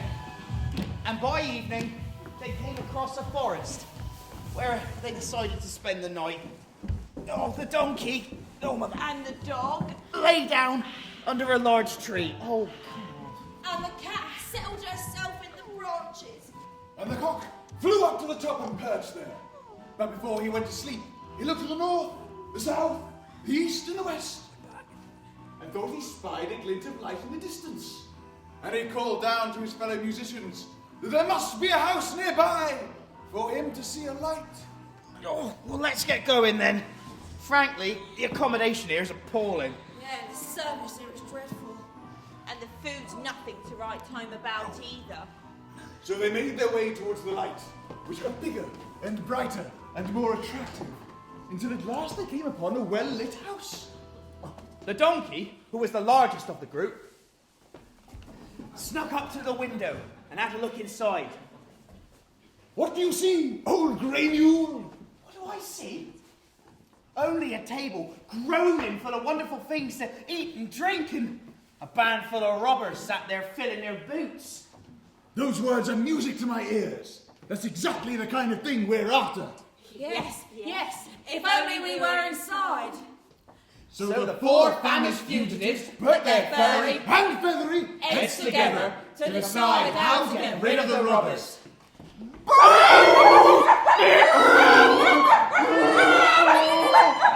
At last they thought of a plan. Old Grey Mule would get on his hind legs and put his forefeet up against the window. Old Hound Dog would jump on the donkey's back. And old Lick Whiskers would climb on the back of the dog. And lastly, old Red Coon would fly up and perch on the head of a cat. Like a hat.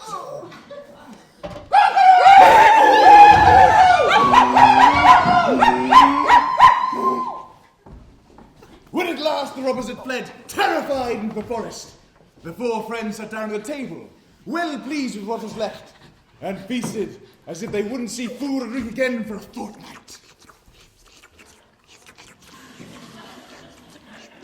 When they had finished their meal,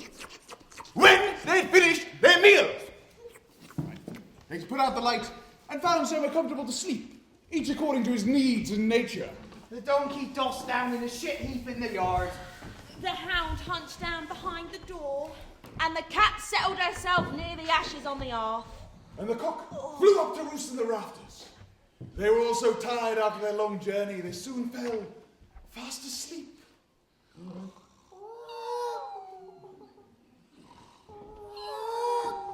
The robbers watched the house from a safe distance. And when the lights were out and all was quiet, their captain said, well, perhaps we shouldn't have let ourselves get scared off so easily. He ordered one of his band back to the house to investigate.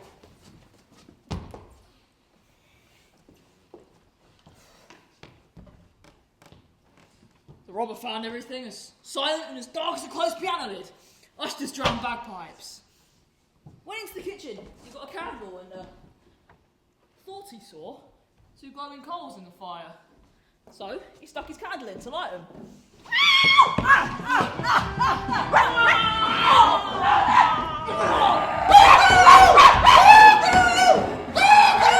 Oh my God! There's a horrible witch in that house. I felt her long claws and a ratty breath on my neck. Oh, God! And there was a man by the back door with a knife. He stabbed me in the leg. Oh, and there was a big monster in the back garden. He beat me. He beat me with a wooden club. Oh, and to top it all, there was a judge on the roof, and he cried out, "That's the crook that'll do! That's the crook that'll do!" So I got out of there, fast as I could. Yeah, after that, the robbers didn't dare go back. Wait for me!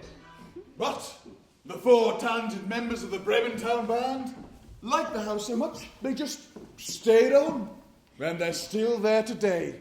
This story has been told for years. The last person to tell this tale still had a warm tongue in their mouth. As you can see.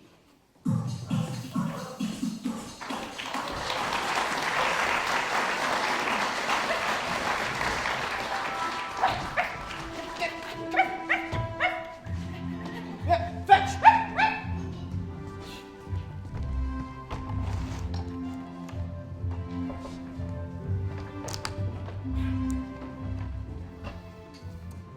In olden days, when wishing still worked, there lived a king who had many beautiful daughters. But his youngest daughter was so lovely that even the sun, who had seen many things, was struck with wonder each time he shone upon her face. Now, not far from the king's palace, there lay a deep, dark forest. And under a lime tree in that forest sat an old well. In the heat of the day, the princess would go down into the forest and sit by the well. And to pass the time, she had a golden ball that she would toss in the air and catch. It was her favourite game. One day, it happened that the princess threw the ball a little carelessly and couldn't catch it. The ball rolled away from her toward the edge of the well, then ran right over the edge and disappeared. The princess ran after it and peered down into the water. But it was so deep that she couldn't see the ball. She couldn't even see the bottom of the well. Oh. She began to cry inconsolably, louder and louder.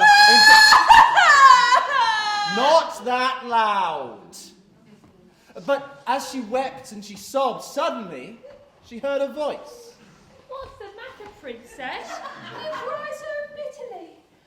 You'd move a stone to pity. She looked around to see who the voice was coming from and spotted a frog who'd poked his big, ugly head out of the water. And she said, Oh, it's you, you old splasher. I'm crying because my golden ball's fallen to the bottom of the well and it's so deep that I can't see it and now it's lost forever. Well, you can stop your crying. I can help you. But what will you give me if I go and get your golden ball? Whatever you want, Frog. Anything. My clothes, my jewels, my pearls, even the gold crown that I'm wearing. Oh, I don't want your clothes, and your jewels and golden crown are of no use to me. But if you love me and take me as your playmate and your companion, if you let me eat from your plate, drink from your cup, sleep in your bed chambers, then I'll go and fetch your golden ball. And she thought to herself, what is this silly frog saying? Such nonsense. He needs to know his place, which is at the bottom of the water where he belongs. But I'll certainly let him get my ball for me. So she said. Yes. I promise you all of that if you will just fetch me my ball. And as soon as he heard her say yes, he dived straight down. And a moment later, the frog swam back up again with the ball in his mouth and threw it on the grass. The princess was so happy she snatched up the ball and ran off at once. Wait, here. Wait. I can't hop as fast as you can run. But the princess took no note and hurried home, slamming the door behind her as she entered the palace. Oh, I forgot all about the poor frog, who hopped sadly back to his well.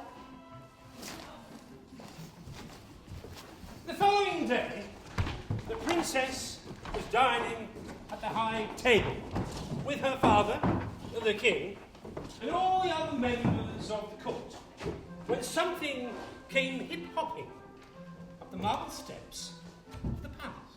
Clip-clop. Oh! Plip-plop. When he got to the top, it knocked and called out, Princess, youngest daughter, open up and let me in. The princess hurried to the door and flung it open, curious to see who was calling for her. And there was the frog. Ribbit. Frightened, the princess slammed the door shut. Oh, I do wish she wouldn't do that, and ran back to the table. Concerned, his father said, Princess, what's wrong? Is there a giant at the door? No, it's not a giant. It's a horrible, slimy frog. What on earth does a frog want with you? Well... And so the princess told her father the story of the lost ball, of the well, of the frog, and of the promise that she had made. But then there came another knock at the door, and the whole court heard the frog as he called out a second time. Princess, youngest daughter, open up and let me in, or else your promise by the water isn't worth a rusty pin. Keep your promise, royal daughter. Open up and let me in. And the king said, once you have made a promise, You must keep it. Go. Let him in. So the princess opened the door slowly, and Frog hopped in, and hopped all the way over to her chair.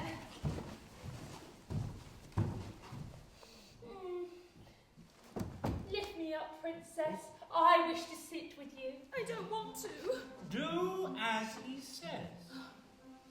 So she lifted up the frog and put him next to her.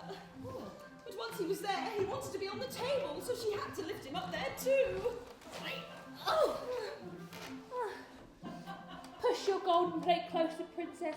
I wish to eat with you. And she did, though everyone could see her revulsion. The frog ate every mouthful with great pleasure, while every mouthful stuck in the princess's throat. But finally, the frog said,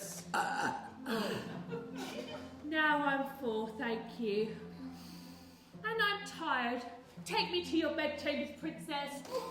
And the princess began to cry, because the frog's cold skin frightened her, and the thought of him in her clean, sweet bed filled her with dread. But the king leaned forward.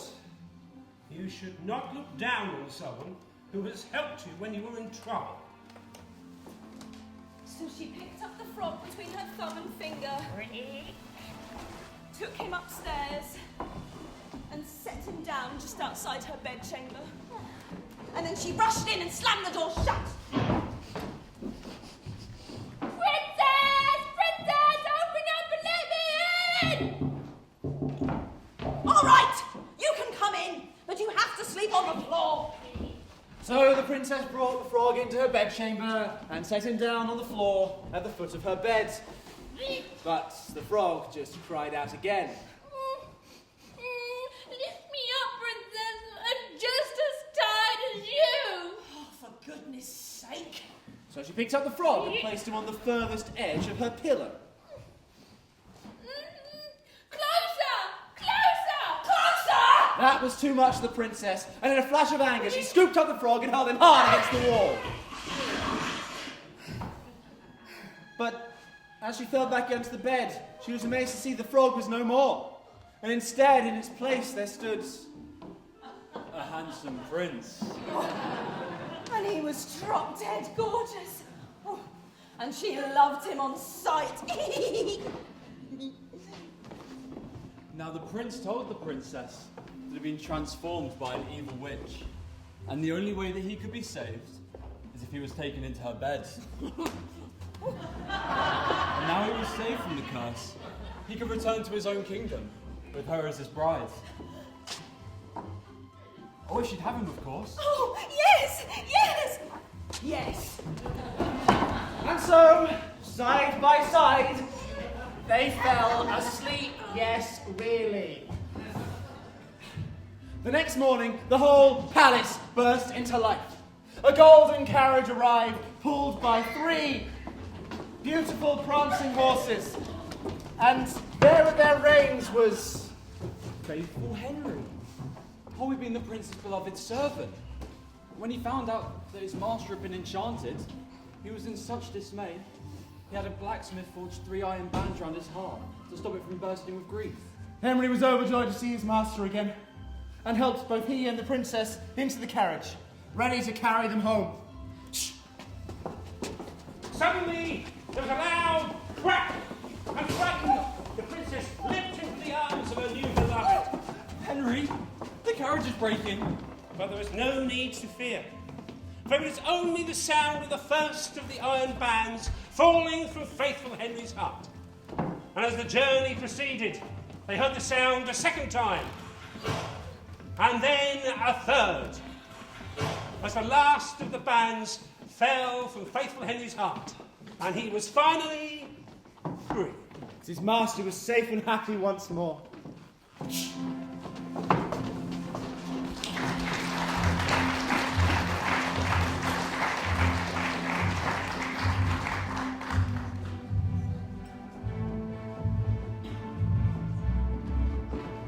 Once upon a time, there was a miller who was as poor as dirt. But he had a beautiful daughter. Now, it happened that one day the king was passing by the mill. Very good, yes. And this miller was so overawed that to make himself seem more important, he foolishly said, You know, my daughter, she can spin straw into gold. Oh, now that is a talent that I'd really like to see. Bring her to the palace. She can practice her art. So, the girl was taken to the palace. And once there, she was locked into a room full of straw and commanded to spin. Now then, spin all of this straw into gold by morning, or I shall have you executed. So no pressure.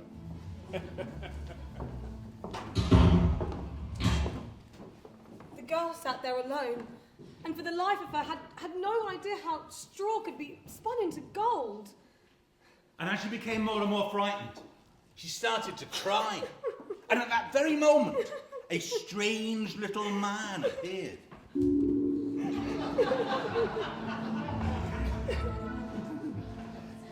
Good evening, Mistress Miller. Why do you weep so?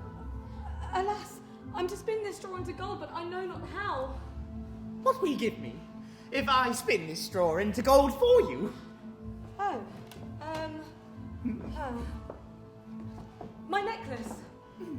The little man took the necklace, sat himself at the wheel, and began to spin. All night long he spun. Whir, whir, whir, whir, until all the reels were full of gold.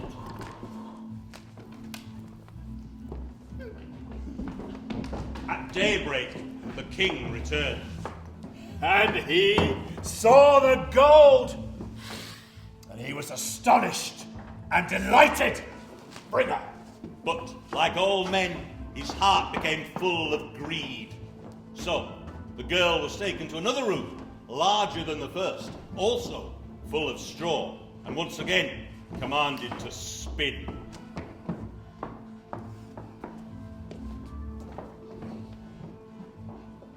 The girl knew not what to do, until once again the little man appeared. What will you give me if I spin the straw for you this time? My ring? The little man snatched the ring, sat himself at the wheel and began to turn it.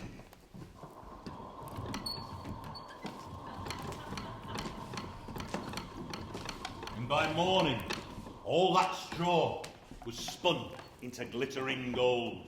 And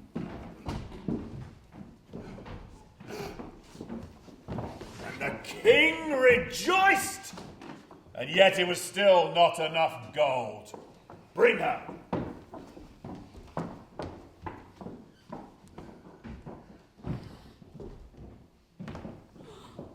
The girl was taken into an even larger room still, and once again commanded to spin. Now, spin all of this straw into gold by morning, and you shall become my bride. And no sooner was the girl left alone than the little man appeared for the third time. What will you give me this time? I have nothing left to give. But you do? Swear to me that if you should become queen this very night, that you will give me your firstborn child. Who knows anything beyond this night? And because she had no choice, she gave her promise. And the little man set to work once again.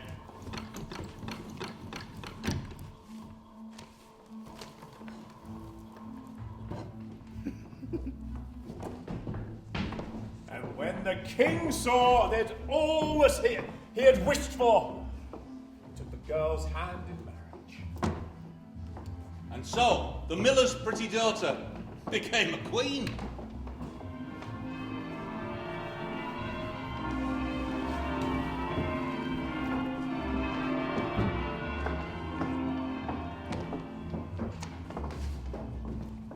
may have arrived at this palace a poor miller's daughter, but now I could not ask for a richer bride. When a year had passed, she brought a beautiful child into the world. And she never gave a second thought to the strange little man who once helped her. But one dark night, as she rocked her babe to sleep, the little man appeared in her chamber. Good evening, mistress. Wait. It's time to bring me what you promised. The young queen was horrified. She promised the little man all the riches of the kingdom if only he would leave her child. No! But he was resolute. Something warm and alive is more precious to me than all the cold riches of this world! Pretty tears. How about a bargain, then? I shall return for the next 3 days. And if in that time you should guess my name, you may keep your child. Should you not?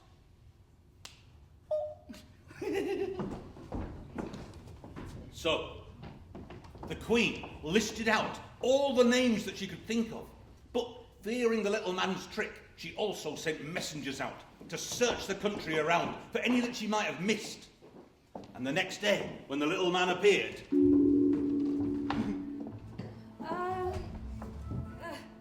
Is your name Aaron? Balthazar? Casper? Daphnis? But to each name, the little man just capered and cried. No, that's not my name. On the second day, the queen consulted every book in the library.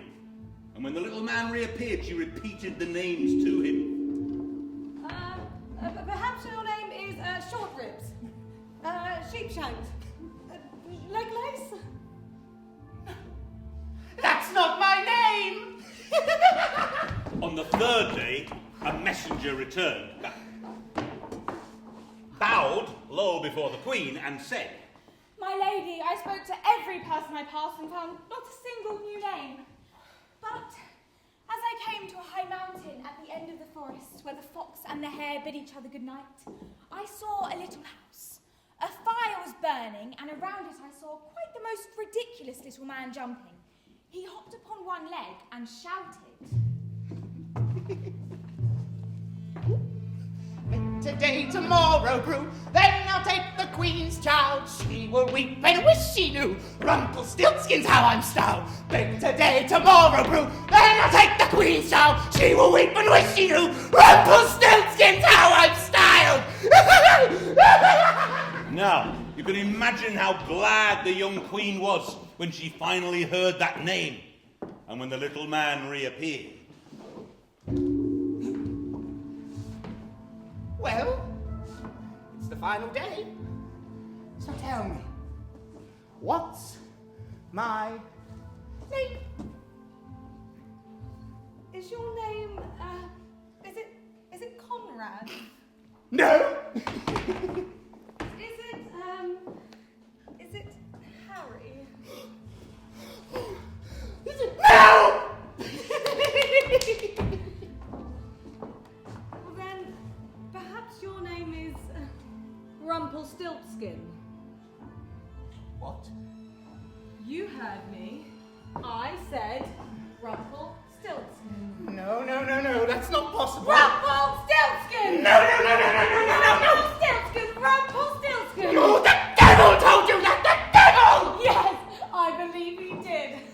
And in his rage, the little man stamped his foot so hard that he drove it deep into the earth where it stuck fast. And in a fury, he pulled on his other leg so hard that he tore himself in two.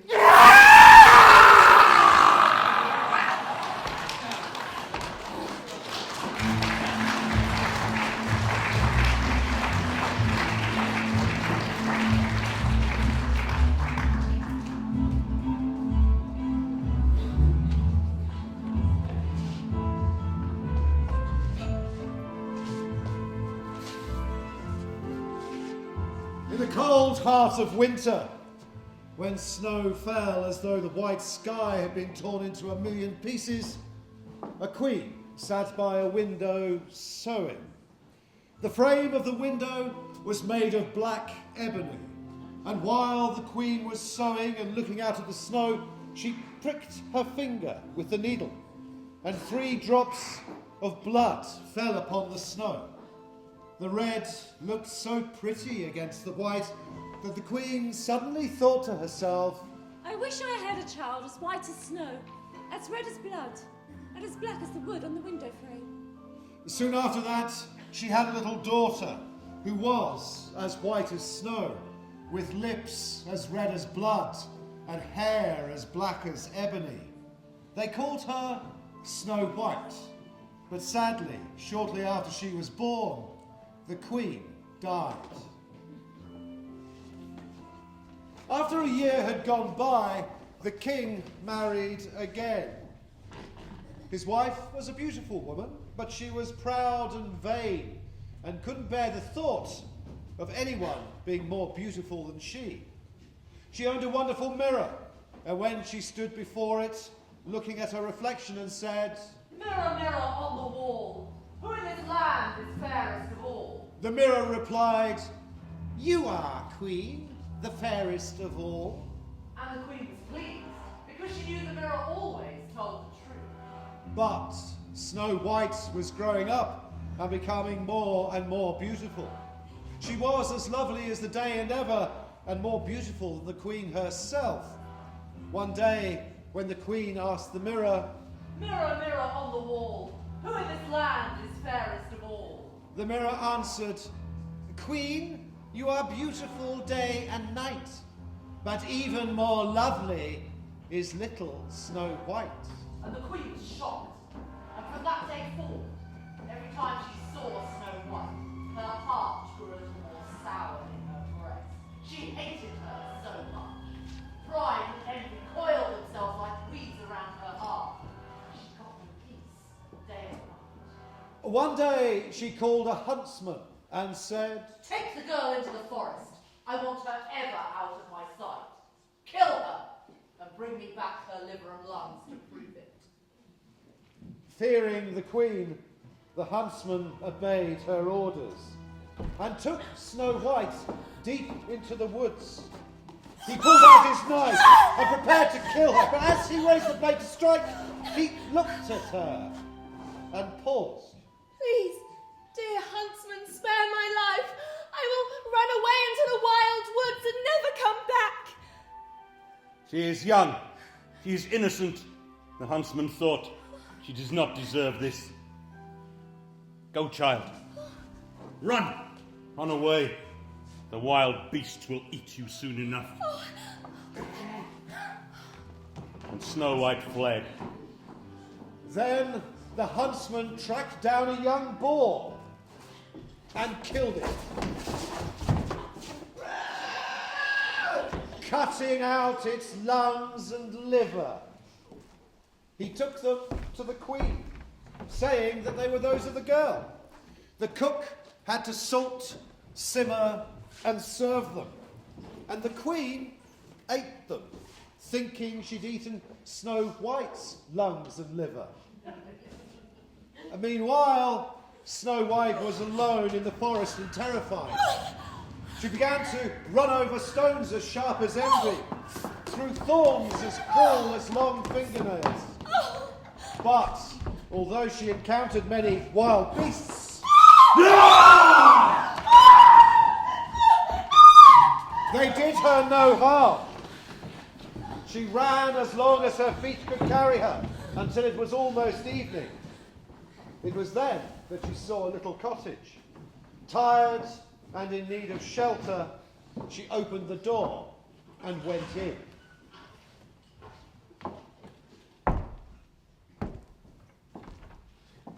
Everything in the cottage was small, but cleaner and neater than can be told. There was a white wooden table with 7 little bowls, each with a little spoon. There were 7 little knives and forks and 7 little tankards. Oh, 7 Snow White was so hungry and so thirsty that she ate a morsel of bread and vegetables from each of the plates and sipped a swallow of wine from each mug. But no more than that, as she didn't want to appear rude or greedy. Against the wall there were 7 little beds side by side, each with an eiderdown. But one was too narrow, one too short, one too soft, one too hard, one too lumpy, and one too smooth. But the 7th was just right. So she snuggled down in it, said a prayer, and went to sleep. When darkness fell, the owners of the cottage returned. They were the 7 dwarfs who worked in the mountains digging for gold and copper. They lit their 7 candles, filling the cottage with light, and at once they saw that someone had been there. Who's been sitting in my chair? Who's been eating off my plate? Who's had some of my bread? Who's been nibbling my vegetables? Who's been using my fork? Who's been cutting with my knife?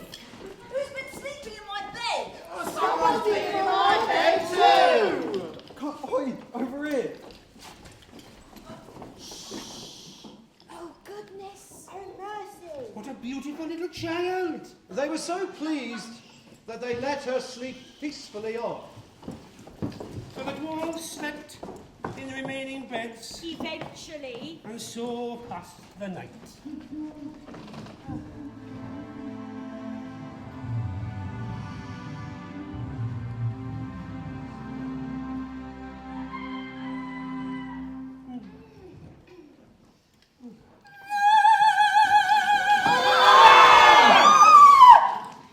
When morning came, Snow White awoke and was frightened when she saw 7 dwarfs.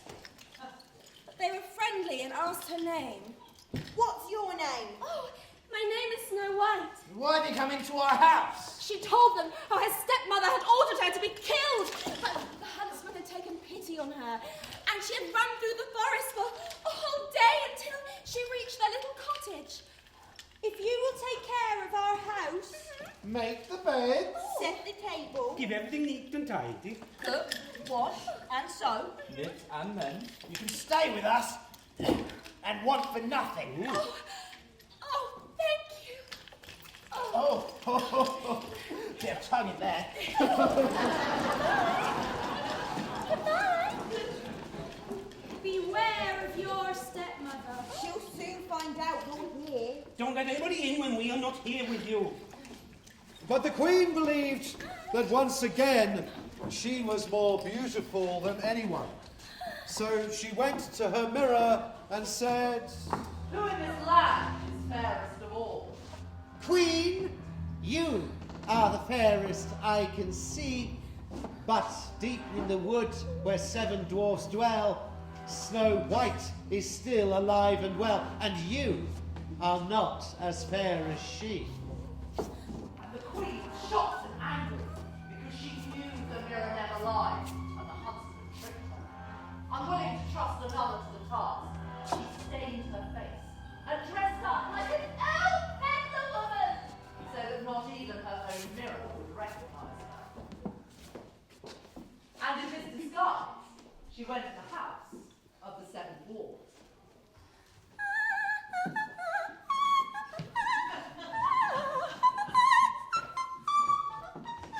Pretty things for sale! Oh, very cheap, very cheap. Oh, good day, peddler woman. What are you selling today? Beautiful things, pretty things, fair things, skirt laces of every colour. Oh, I can let this friendly old woman in.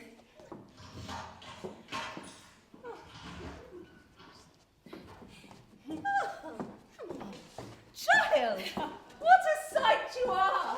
Let this old peddler woman lace you properly for once. Yes, it's just a bit.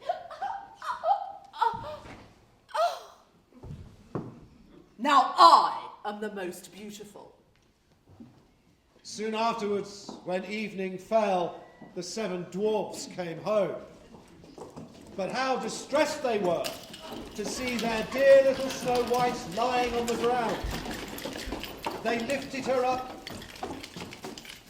and when they saw she was laced too tightly, they cut the laces. Then Snow White started to breathe a little, and after a while came back to life. When the dwarves heard what had happened, they said, That old peddler woman was the evil queen herself. You must be careful. Let nobody in when we are not here. Show yourself. The queen turned home, went straight to her mirror and said, Mirror, mirror on the wall, who in this land is fairest of all? Deep in the woods where 7 dwarves dwell, Snow White is still alive and well. Although you are the fairest I can see, Queen, you are not so fair as she. Ah! We must think of a way to be rid of her forever. And so, she made a very poisoned comb.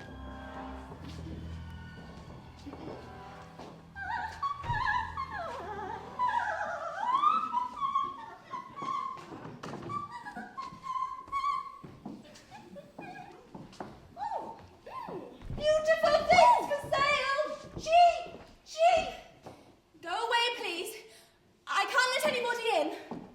Surely you could just look. What would be the harm in that? Oh.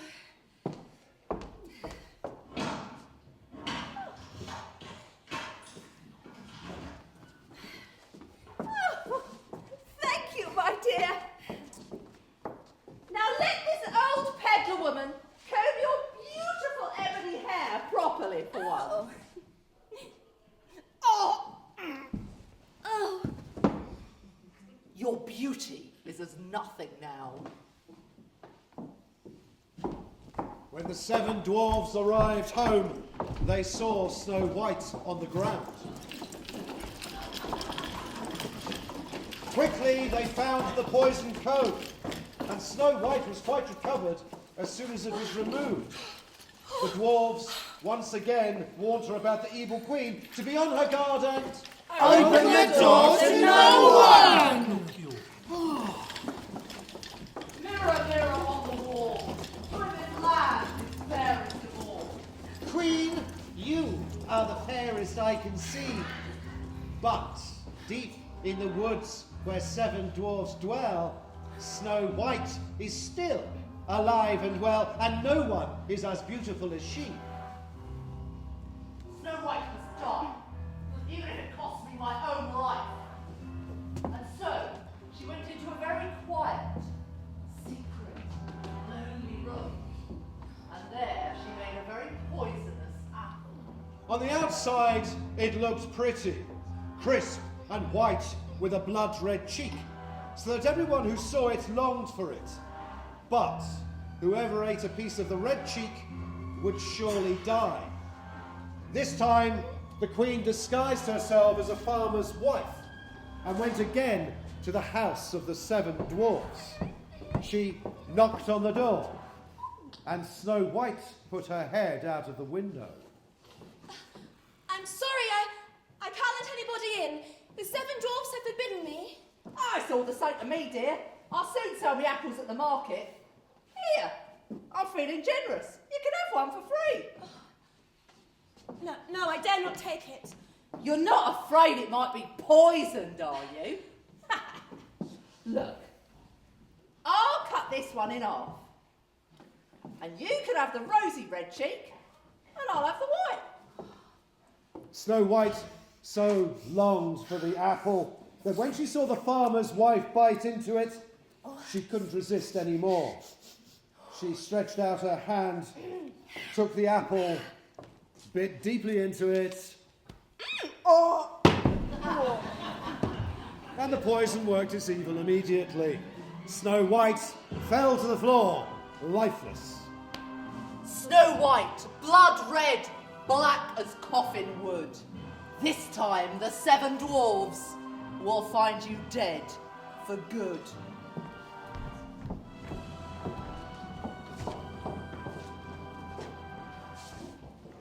Mirror, mirror on the wall,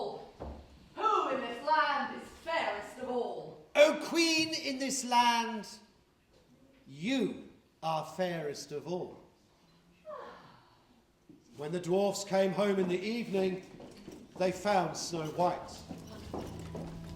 And she was dead. For 3 whole days, they sat and wept for her. They were going to bury her then, but she still looked so alive with her pretty red cheeks. They said, "We cannot hide in the cold dark earth." So, they had a coffin of glass made, so that she could be seen from all sides. Carefully and gently,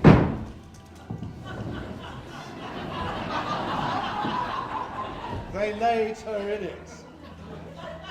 And the dwarves wrote her name in gold letters, saying that she was the daughter of a king. Then they took the coffin up onto the mountainside, and one of the dwarves stood sentinel. The birds came to weep for Snow White. First the owls, then the ravens, and lastly the doves. Snow White lay for a very long time in her glass coffin. It was as though she were only sleeping. Her skin still as white as snow, her lips as red as blood, and her hair as black as ebony. It happened one day that the king's son came to the forest. As he wandered through the sunlight-dapped trees, his eyes caught sight of something shining. Following the light, he found the glass coffin, glinting like a mirror on the mountainside. And he saw Snow White inside it. He read what was written there in letters of gold, and he said to the dwarves, "Please, let me take her and the glass coffin away from here. I will give you anything you ask." But the dwarves answered that they wouldn't part with her for all the treasure in the world. "Then let this be your gift to me, for my heart cannot beat without seeing Snow White. I will honour and cherish her above all else in the world." And the dwarves looked deep into the young man's eyes, which were the windows to his heart, and they placed their trust in him. The king's son had the glass coffin taken away by his servants. But as they went to move the coffin, one tripped, and as the coffin jolted, the piece of poisonous apple which Snow White had swallowed dislodged from her throat.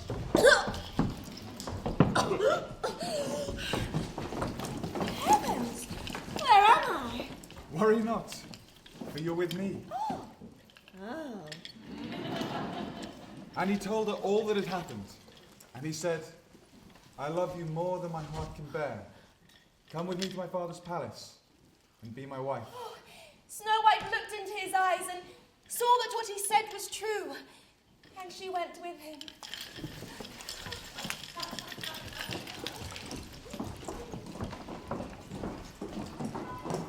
Their wedding was held with great show and splendour. And Snow White's stepmother was bidden to join them at the feast. When she was dressed in her best full finery, she glanced up to her mirror and said, "Mirror, mirror on the wall, who in this land is fairest of all?" You are the old queen, that much is true, but the new young queen is much fairer than you. And then the queen cursed and swore. So wretched, so demented, so distraught she could hardly think. First, she elected not to go to the ball. But she couldn't contain her curiosity. She had to see the young queen. So she went. As the prince's bride entered, all heads turned. And at that moment the queen saw that it was Snow White, and she was overcome with fear and rage. Unable to move, she stood there like a statue of hate. But iron dancing shoes were already heating in the fire. The prince's men brought them in with heavy blacksmith's tongs, glowing red hot, and set them down before the queen. And as the music began to play, they forced her to put on the shoes and dance. Until she dropped down dead.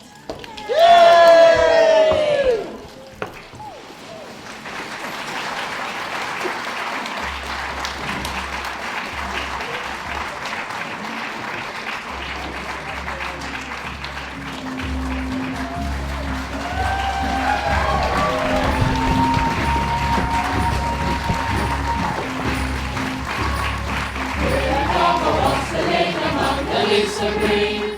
Here we come a-wandering, so fair to be seen. Love and joy come to you, and to you good Christmas too. And God bless you and send you a happy new year. And God send you a happy new year. We are not daily beggars that beg from door to door, but we are neighbours' children who you have seen before. Love and joy come to you, and to you good Christmas too. And God bless you and send you a happy new year. And God send you a happy new year. For of the butler of the house put on his golden ring. Bring us up a glass of beer and better we shall sing. Love and joy come to you, and to you good Christmas too. And God bless you and send you a happy new year. And God send you a happy new year. God bless the master of the house, likewise the mistress too. And all the little children that round the table go. Love and joy come to you, and to you good Christmas too. And God bless you and send you a happy new year. And God send you a happy